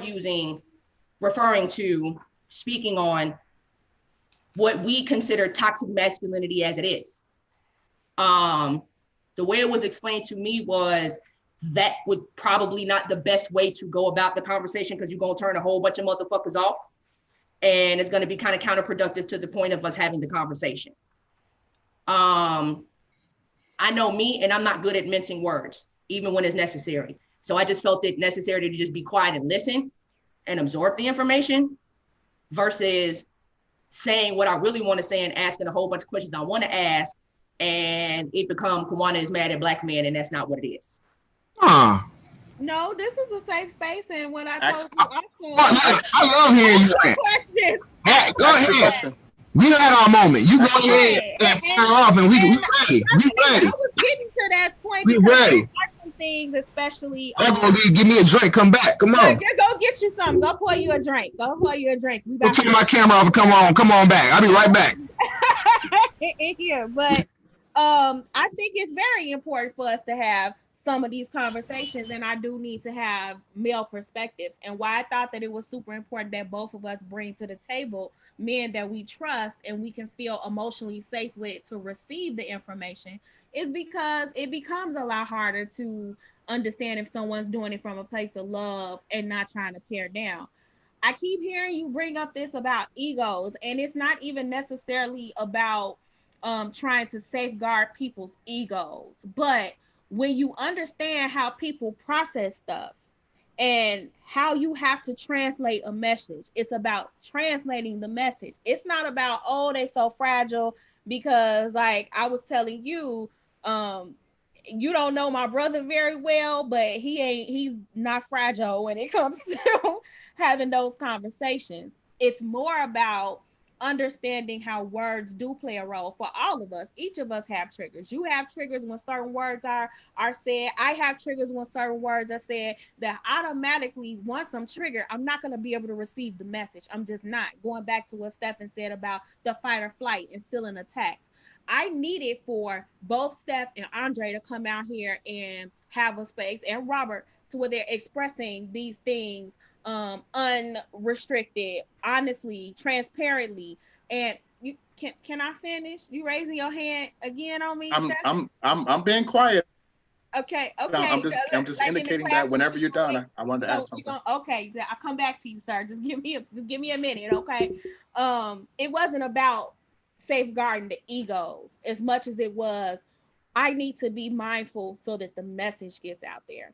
And I get your point in wanting to talk about some of this stuff, because there's a question that I want to address while having these two men on here, especially because it's a question that I've talked to my brother about in length. But with that being said, I still want to make sure that we're reaching everybody and not just making it about, I got to get my point across, or I have to be right, essentially, is what Stephen was bringing up, but that I need to get you to understand, for us to communicate, to understand each other. So go ahead, Stephen. I'm sorry you raised your hand. You were so quiet. Go ahead, sir. Okay, so as a principal in a field where different estimates, 80 to 90% of the teachers are white middle-class women, I have to have conversations about racism. And there's not one teacher on my staff that would consider themselves racist in any particular form or fashion. But there are microaggressions. There's a system that they play into and they have a role in. And so now, I can't throw my staff away. They are my staff, and damn good staff, like one of the best in the city. And so the question becomes, how do I, as the leader, express these ideas to them in the way that they can receive and act upon? If I come out the gate using language that's triggering, I lose them before I've been able to do the work. And so this toxic masculinity thing, it is an ego thing for some guys, for sure. Thank you. It doesn't bother me, but it does bother some guys. But for other guys, it's not about ego. It's about it's a misunderstanding. Yes. So I guess what I would ask you, Kawana, if is your goal to win, or is your goal to change hearts and minds and behavior? And if it is, then it's less about what you want the message to be, and it's more about what the message needs to be that can be audience. I could give a damn about winning. What I care about is understanding, because I grew up in a house full of men and I still don't know or understand how y'all do what y'all do and or why. I don't think you ever will either. I think that's the thing. We're never, anybody that professes to know everything, like for instance, when Steve Harvey wrote that damn book, everybody thought that that book. I'm saying no, but I wish I would have wrote that. I hate that book. When Steve Harvey wrote that book, greatest hustle ever. Right, it's a great one. It's the greatest hustle ever. I'm sorry, I'm not gonna read nothing out from. First of all, I'm not gonna read nothing from no motherfucker who got to pass around pussy as a wife. Let's start and stay there. You can tell me shit about how to be a woman. Good. White boys born in from the first proper place. We are in agreement. I'm not co-signing Steve Harvey. I'm using him as an example. Okay. Now you see why I'm trying for this whole conversation, because I promise you. Why do y'all tell me that Steve Harvey was a trigger? I did not. Look, I see. When Steve Harvey came out with that book, everybody, they mama, well, everybody, mama, but it set off a maelstrom of people trying to decipher how to navigate women, how to navigate men. You cannot properly navigate through books. You have to navigate through experience. And someone else's experience cannot be your experience. You have to have your own experience. That's the situation at hand. So people are going around trying to use the book on people without them knowing. Experience. And it backfired. The Bible. They walking around quoting Steve Harvey said, chapter 14, and these paragraph still getting cheated on. So stop it. And getting left and divorced. So stop it. So, what's your question, Quan? So, I operate from a very, I make very strong attempts to operate from a very spiritual paradigm, right? So from a spiritual paradigm, I was taught and also believe that man, male and female, are both God body, okay? Now, while we are both God body in separate ways and in different entities, we are still God bodies nonetheless. Mm-hmm. With that, why is the expectation for emotional upheaval, emotional carrying, spiritual growth, spiritual anything, always the heaviest on the women, as if men just cannot, will not, refuse to, don't want to try and do things on their own? Like, why is the expectation that women be perfect? Women need to choose better. Women need to grow faster. Women have to know how to do this. We should have to tell you because you're a female and you know. But you got a body just like me, bruh. Why don't you know? Go ahead, Steph. Your fingers are, go ahead. I'm like, okay. That's not, so now I'm wondering if you were listening to what I said earlier. And so. No, I did. I heard, but that was still the question that still, I understand that that men have been on attack since they came out the womb.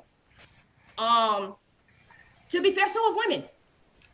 It's a different battle. Different battle. Totally get it. But while it's a different battle, the expectation is still that we are to conquer it, period. That we're going to conquer it with no help, with no assistance, no guidance. If your mama went there, that's too motherfucking bad. You a woman, you still supposed to know. It's inherent in you. I don't think that's realistic expectations. I think that's but it's the expectation that is on Sante in my line. No, I'm not saying that the statement itself isn't. Whoever told you that, whatever the feelings was, that's their feelings. But I don't think that is a measurable goal. You know what I'm saying? Like, even hearing it to me doesn't sound like a measurable goal because, like you said, it's unbalanced. Who am I to tell you that you have to be one thing when I'm not myself or I'm not on that path myself? I cannot do that. That's like me telling you that you need to lose weight, but look at me. You see what I'm saying? Like, it doesn't quite. I know it happens. I know it happens, but even still, but you have all the right to say, nigga, look at you. You know what I'm saying? You can say that and put it right back in my face. But people don't. That's the problem. They sit there, they take it, they listen to it, go pray, and go to, bathe in the lakes of Minnetonka, get myself together. No, you need to go ahead and throw that back in their face, because what makes them perfect to tell you how to govern you? You know, how to fix yourself. I don't agree with that. You know what I'm saying? I can't see myself as a man telling somebody to do that if I haven't done proper steps myself. And if I have done the proper steps myself to that degree, I would like to try to say, you know what, let's work on something together as opposed to just working on you. You know what I mean? Like that's setting myself up for failure. And I have no problem somebody throwing that shit back in my face. Like, what? Like, somebody, like, I can't believe somebody said that to you and got away with it, Kawana. Like, for real. No, they didn't. Trust me, they got cussed the fuck out. Okay. However, it's not necessarily that. I think what got missed and what she was trying to express is, it's not that somebody is directly saying that. It's implied. It's implied in a lot of the responsibility that we as women feel like we have. Okay.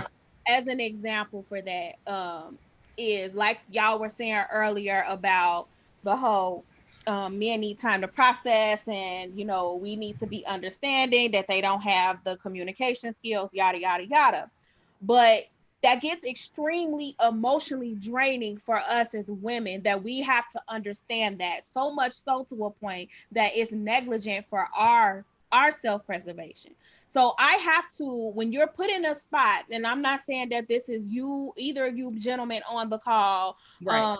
the situation, but it is a real thing where there's this constant expectation that we're supposed to have this grace and this understanding for that. Or we just supposed to know. Or we just supposed to know, or we're supposed to innately be capable of doing these things just because we are women.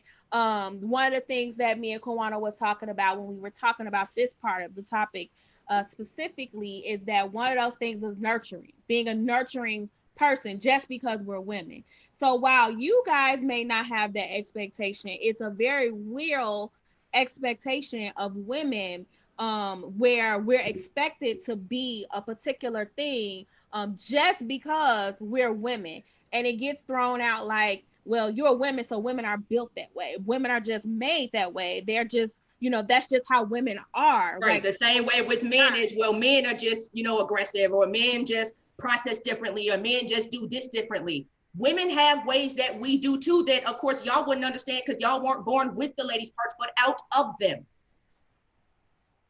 So it's not to dismiss you all's feelings. It's not to dismiss anything that you all go through, your processes, nothing like that. But understand on our end, sometimes we feel like our processes are dismissed as well under the guise of, well, what the fuck are you doing? You should already know you're a woman. And I, as a man, you should just roll with it because it's taken us 15 years to unprocess the shit that we've been learning for 34. Well, I think it's a bit unfair to call it a guise. I mean, I don't know if it's something that men are setting out to do, to go to, take your feelings and invalidate them by saying, oh, well, you're a woman, so you should be able to do it that way. I don't think men are intentionally doing that. I think the point is just that, hey, listen, I'm not equipped to have this discussion the way you want to have it right in this moment. Can we have it in a different way? And instead, you want to press the issue and not maybe have a little bit of that nurturing spirit, and like it. I don't know if it's fair or unfair, but just to have it a little bit, to go, okay, wait a minute, maybe I'm pushing a little bit too hard on this, and maybe I'm pressing on it in a way that's off-putting and offsetting to the conversation, and it's not progressing it any further than it needs to go. Like, not to say this is not a guise. We're not setting out to go, okay. It comes off that way though. That's why I use the word.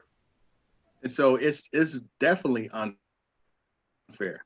So I already led with that. It's not fair. But the question is, just because it's unfair doesn't mean that it's going to change.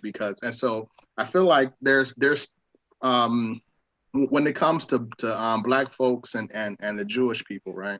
Ashkenazi Jews. There's always this competition just to see who suffered the most, right? And so, was the Holocaust worse, or was the transatlantic slavery worse, right? And so, men and women are doing the same thing in relationships, and so it's always, it's a competition, and you're competing to have things in the relationship go the way that is the most comfortable for you, which is the antithesis of what a relationship is. And so the communication in the relationship it's going to be uncomfortable for both of us because we have both been socialized to communicate differently. And so if you go into it with that mindset, you can try to remove some of the emotion out of it when you're not getting what you need from the other person, because we've both been taught to do it differently. And that's a reality. And it doesn't have to be this thing where I'm mad at you because you're not giving me what I need and the responsibility feels like it's only on me. That's a human reaction, and you definitely entitled to feel that. But if you stay there, then the relationship will never develop and it will never improve. So progressive at all. If you sit there in that anger and think that I'm doing this on purpose, or this is it's a result of it. Like it doesn't lead you anywhere to me. I mean, it kind of puts you in this continuous cycle of arguing about it and not progressing the conversation forward. And I think that go ahead, Steph. I was going to say, I've talked to some guys before that were fathers that were absent. Like, so there are two types of absent fathers. So they're the ones that are in their home providing, but they're completely emotionally detached, disconnected. Yeah. And then there are the fathers who remove themselves completely. Daddy the fathers who remove themselves completely. I'm gonna need you to stop. Oh, damn. I should have avoided that. So so like the fathers who are not there, a lot of them self-select to remove themselves because they feel like they don't have the skills to do the job well, and that they would actually be detrimental to the family if they're there. And so they actually decide to remove themselves from their children's lives because I've heard that a lot. They've convinced them like their self-concept is so poor that they feel like them being around would actually make things worse. Okay. And so I say that to say most men are aware of their shortcomings. And most men that I know would like to be better, but there is not a space or a mechanism for that better to happen. And so we're kind of out here on our own trying to figure it out. Therapy would probably help, but like there's so much damage that has been done with the medical field and just the trust of the Black community that I think it's going to be a long time before we get to the place where Black men in mass are like seeking out therapy. And so outside of that, there is not in the long run. I'm sorry, go ahead. No, I was going to say outside of that, like there's not really a mechanism for men to be better, even the men that have the desire to. And I guess for me in the long run, that also works to the detriment of women too, because while I understand as a therapist why therapy is such a controversial and complex issue amongst our people, I don't wear my therapist hat all goddamn day. Okay? I operate on Big Red's hours. My office hours are from 9 to 5. Okay? So at 5 o'clock in 1 second, I'm done being a therapist from the clinical perspective. Now, with that said, as a human being, as a counselor, do I understand the complexities of why Black men in particular choose not to go to therapy?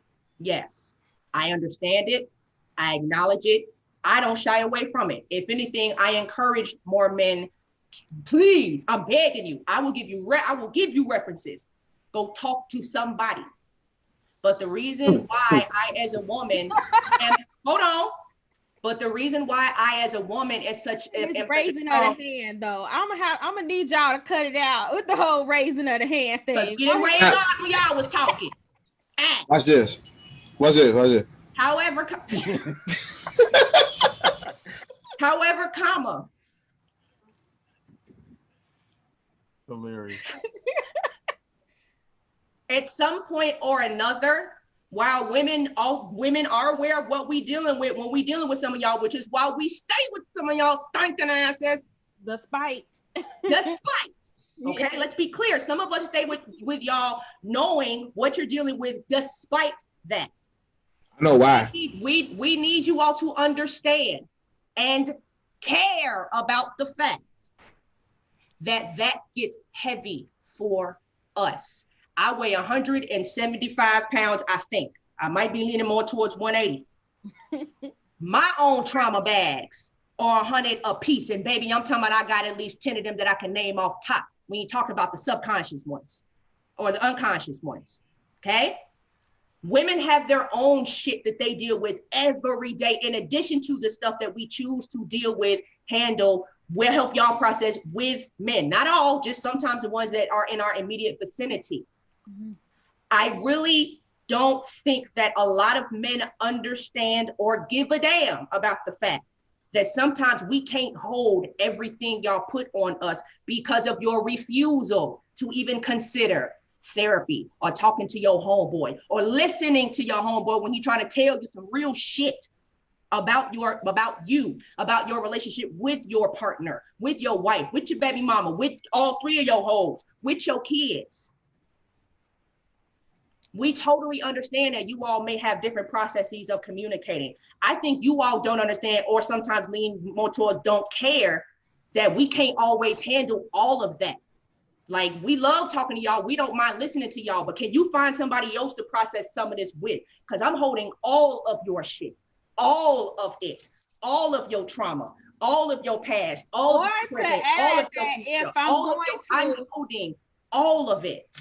And to add, if you're going to put it off on me, then if I try to engage with you, I'm gonna need you to stop, Andre. I'm ready. Please call on me next. I'm ready. Ready. You geared up. I got two stories, and I'm out of drink, so I'm ready. That's fine. But the same way we had to allow y'all to express your experiences, and I was quiet for that because I, as a woman raising a man, I just don't get it. So I had to shut the fuck up and listen, because I just really be in situations where I be looking at my partner like, what the fuck? And I really be having to pray like, I swear to God, Allah, Jesus, Buddha, Krishnas, Wankan Tonkin, Olodumare, if this nigga ain't for me, I need you to move this motherfucker out the way, because I'm not understanding what's going on here. But the bottom line is, just like men have different processes, men hold their bags differently, men have things that they deal with on a daily basis, women do too. And I feel like because men are so used to women being the emotional laundry bag, that they don't stop to consider that sometimes that shit gets heavy for us. Or sometimes we want to put that motherfucker down and we want you to hold the bag for us a little bit. Damn, at least help us hold half that motherfucker. And see, this is why I let Sante talk most of the time, because I'm not real good at being a feather about this. And I see Andre over there. He done rubbed his head a few times. He done drank. No, because she got me triggered, John. She got me triggered. No. I mean, but these are just. What you're saying makes sense, and it's from your perspective. And this is what I want to share with you about your perspective about taking on whatever we dishing out, because the fact that we don't get a chance to dish out, if we choose or if we feel that we're comfortable in even sharing remotely how we feel, what we're going through, chances are we don't know, or we won't realize you're not ready for it until it actually happens. Case in point, a few years ago, I was going through my own personal crisis and did not know how to articulate what was going on. I did not know how to articulate it. Yeah. So when I shared with the girl who I was seeing, who I was crazy about, I'm like, look, I don't know. I don't know what's going on. I'm feeling some kind of way. I don't know what's going on. My mind is not the way it's supposed to be. Yeah. I don't know what's going on. And I just want to talk to you about it. I don't want her to fix me. I don't want her to lie to me. But her response was, I don't know what to say. I don't want to lie to you about it. But I can't fix it. I don't want you to fix it. I didn't come to you to be fixed. I just told you how I felt. I don't know what's going on with me right now. I'm feeling weird. I don't know what's going on. What was happening was, long story short, I was having a diabetic episode, and I didn't know I was having a diabetic episode. So my body was falling apart mentally and everything, and I didn't know what was going on. Okay. Because I didn't know I was having these issues. Right. All I knew was I was not getting no sleep. I was having issues. I was having this, and I was like, I don't know what's going on. So I'm talking to you, my confidant, my friend, my girl, what's going on. And instead of trying to even process, well, could it be this? Could it be that? You just automatically just push me aside. That's traumatic, because you're the only person I'm opening up to, and this is what I get. Okay? That's the problem that a lot of men have. Not saying the fact of them opening up to the slightest. If I feel comfortable and y'all two married men can vouch, because y'all obviously married y'all better half, so y'all had a conversation with them. If I feel comfortable to talk to you on the slightest level and let you know how I feel about my insecurities, if you can't even acknowledge the fact that I'm having these situations without minimizing them or dismissing them, who am I to talk to? Who am I to trust? What's going to happen next? And for men, that's hard to do. It's hard to have that relationship with someone to say, I feel like I could talk to you, and a lot of times, you might have your girl, but you might have this other girl that's been there longer, that's your friend, that you feel comfortable talking to. You could talk to them, and you might not tell your girl because your girl might not respond the way that the other friend responded in regards to not necessarily being like, oh, baby's going to be okay, but just in the fact of just saying, just listening.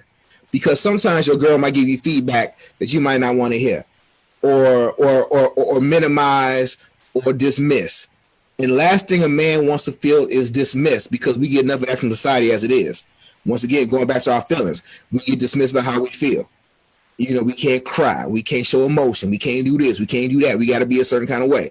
If I can't be that way with my girl, who can I be with?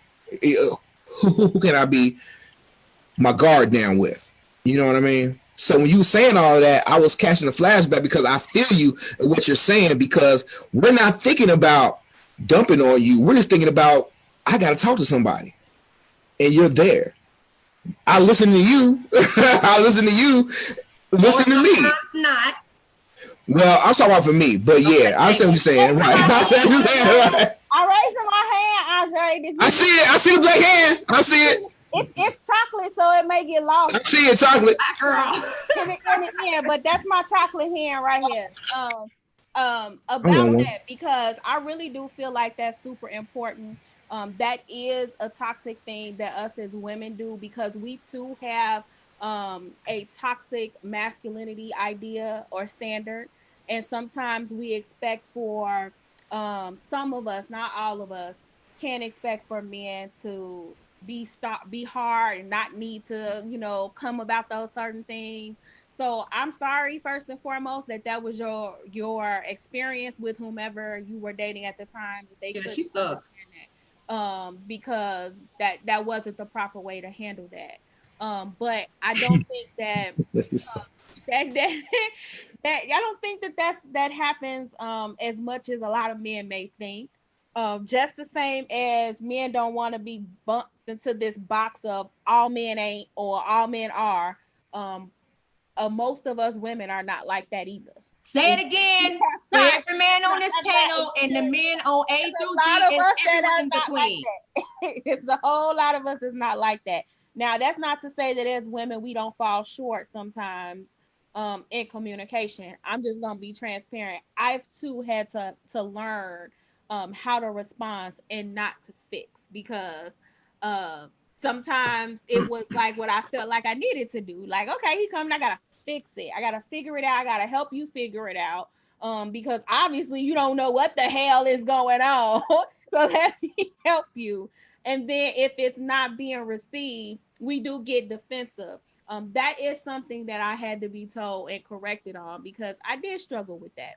But again, that comes back to the fact of us still feeling and having this long, like, okay, he comes, I gotta figure it out. I gotta help him figure it out. I don't know why I'm getting y'all.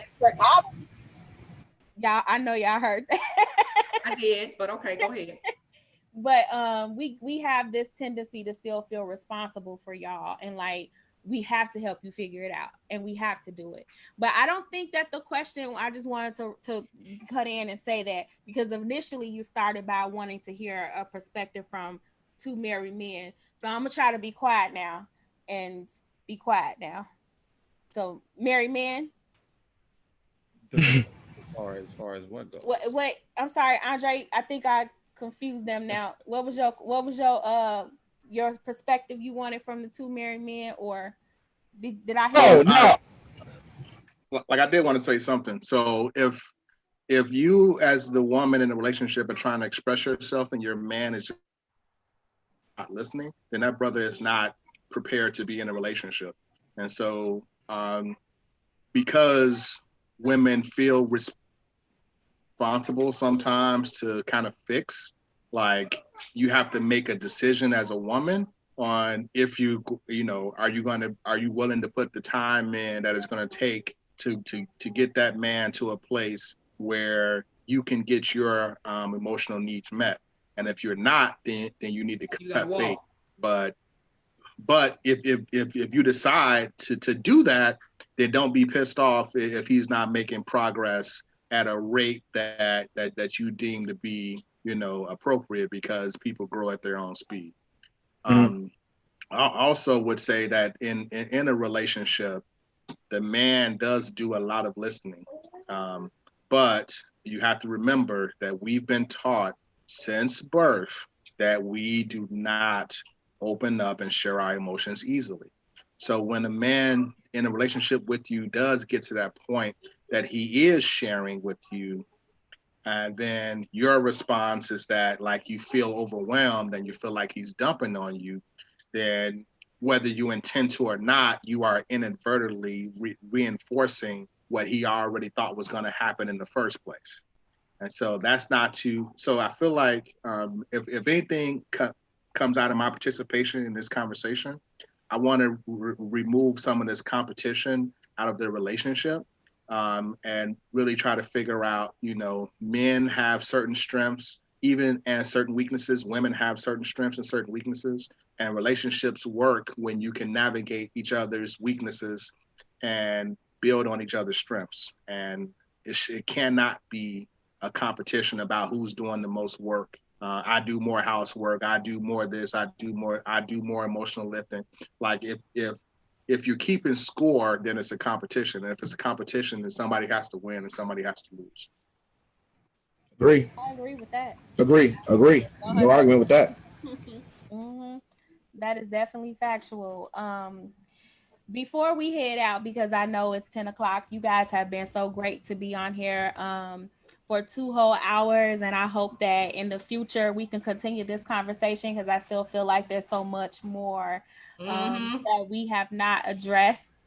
And Kawana is needing also to address. So if you guys are willing, we love to have a part 2, a follow-up to this discussion. Andre, are you gonna run? Are you gonna throw the rock and run you was talking about earlier? Because was that a no to the his? Hey, I'm down. Okay. I'm down. No, I enjoy this dialogue because we have to be the representatives of the men that need to, you know, be out here. You know what I mean? To let them know that it's okay to have these conversations and not be all up in your machismo and having their bravado about how you act, and then we get behind closed doors or something different. We gotta let people know that this is natural. This is a positive way of being. You know what I mean? We gotta change the narrative. That's my whole thing, changing the narrative of what Black men do. So yeah, I'm all down with that.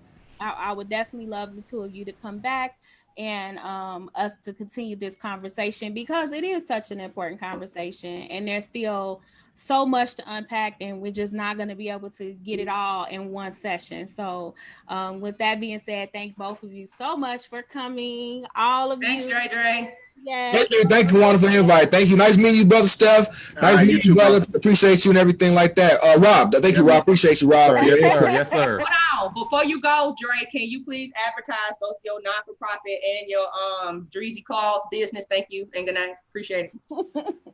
I am the founder and CEO of the Smith Center for Community Advancement. It's basically a online community center who utilizes platforms like this to basically showcase, you know, community services all over the city of Chicago, pretty much. So I want to change the narrative. My goal is to change the narrative and support organizations and individuals like yourself that's out here doing positive, because, you know, we want to expand the network, you know, and share all this resources, information that's out here that people just don't know about. So part of that is mentoring, part of that is parent coaching, part of that is just presenting, you know, positive platforms in events like this and conversations. And yeah, pretty much, you know, community service as well. So we also do community services. We go and do stuff for the holidays, for Christmas, Thanksgiving, things of that nature. Which includes this Dreezy Claws.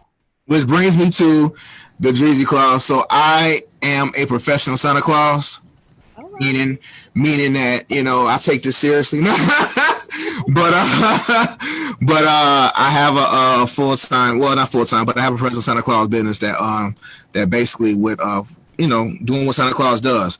I just did Christmas in July last week. No, not last week, but in July, as a check in for families to see how they're doing and everything.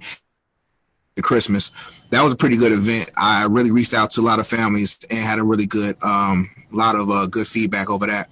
And I wanted to see how it'll look virtually, because I know with COVID, can't be going to everybody's houses, people can be sitting on your laps like that. So I experimented with the virtual service, and it worked out pretty well. So more than likely, I will be doing virtual Santa Claus visits coming in November and December and everything like that. It's pretty dope stuff. I really love it. I really enjoy it, and it's fun. It's fun. Like, I can't even show you. Like, I got something behind me I can't even show you all. That's so dope. That's why I had to put it behind the curtain, because I got working on some stuff for the holiday. It's dope. Like I said, so it's a whole look. Hopefully you'll come back again, or you'll at least keep us posted on your services, so we'll see. Yeah. The curtain then. Yeah, definitely. I definitely send you the invite to the page, anything like that. You can see some of the videos that I've done. I have my website I'm working on, and like I said, I love what I do. It's fun working with families. It's fun calling up people to see how they're doing, dressed as Santa Claus, and to see me as Santa Claus is a whole other sight. Yeah, it's different. I love it. So it's dope. Thank you for sharing that as well. So Andre, please keep us posted. You can either give me more information for us to post on our We Gon Talk page. We want to start putting all of our featured businesses. We're trying to support all Black businesses and use our platform to do that. So please give us more information about that so we can include that on the We Gon Talk Facebook page. And if you're not following our page already for Facebook or us on Twitter, please go do that. Go follow us on both. And if you are interested in being a part of our conversations, please email us at owwegontalk@gmail.com. We want to hear from you. I think that it's super important for us to get all of these different perspectives, and we want you to be a part of that, and we want your voices to be heard. So I look forward to the three of you gentlemen. Hopefully Robert will be able to come in for the whole conversation next time, and let's talk and continue this conversation. Are you guys open to continuing this conversation next week? Or should we for sure. For sure. Hey, what's your page again? I can add it right quick while you're on here. It's We Gon Talk. That's it? Yep. We Gon Talk. Yes. Kawana could also give you the link to that through Facebook. And yeah, I want to definitely add and share and everything like that, because that's part of my organization, is to share all of this stuff. Yes, because we want to definitely start like really got it. Yeah. Purpose. And it's super important that we have these conversations and we continue these conversations. So, I mean, don't skate past what I said, Andre. You available next Tuesday at 8 p.m. where we can continue this conversation and go a little bit deeper on these topics? Yeah, should be. Look, I work from home, as you know, so I'm okay. Well, again, thank you guys for watching us tonight. Our featured Black business, other than Andre's Black business, is I So Dope. If you are not following I So Dope, that's ISEW Dope. That is my girl Trina's her business, where she has an array of different products that she sells. One of them is her custom mask, which I have several masks that I've bought from her.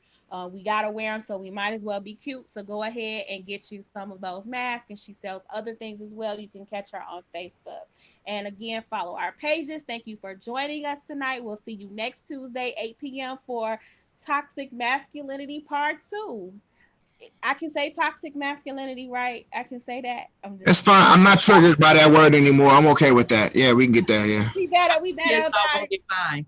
We better about it. So we'll see you guys next Tuesday night, 8 p.m. sharp. Y'all stay safe and good night. All right. Good night. Good night. All right.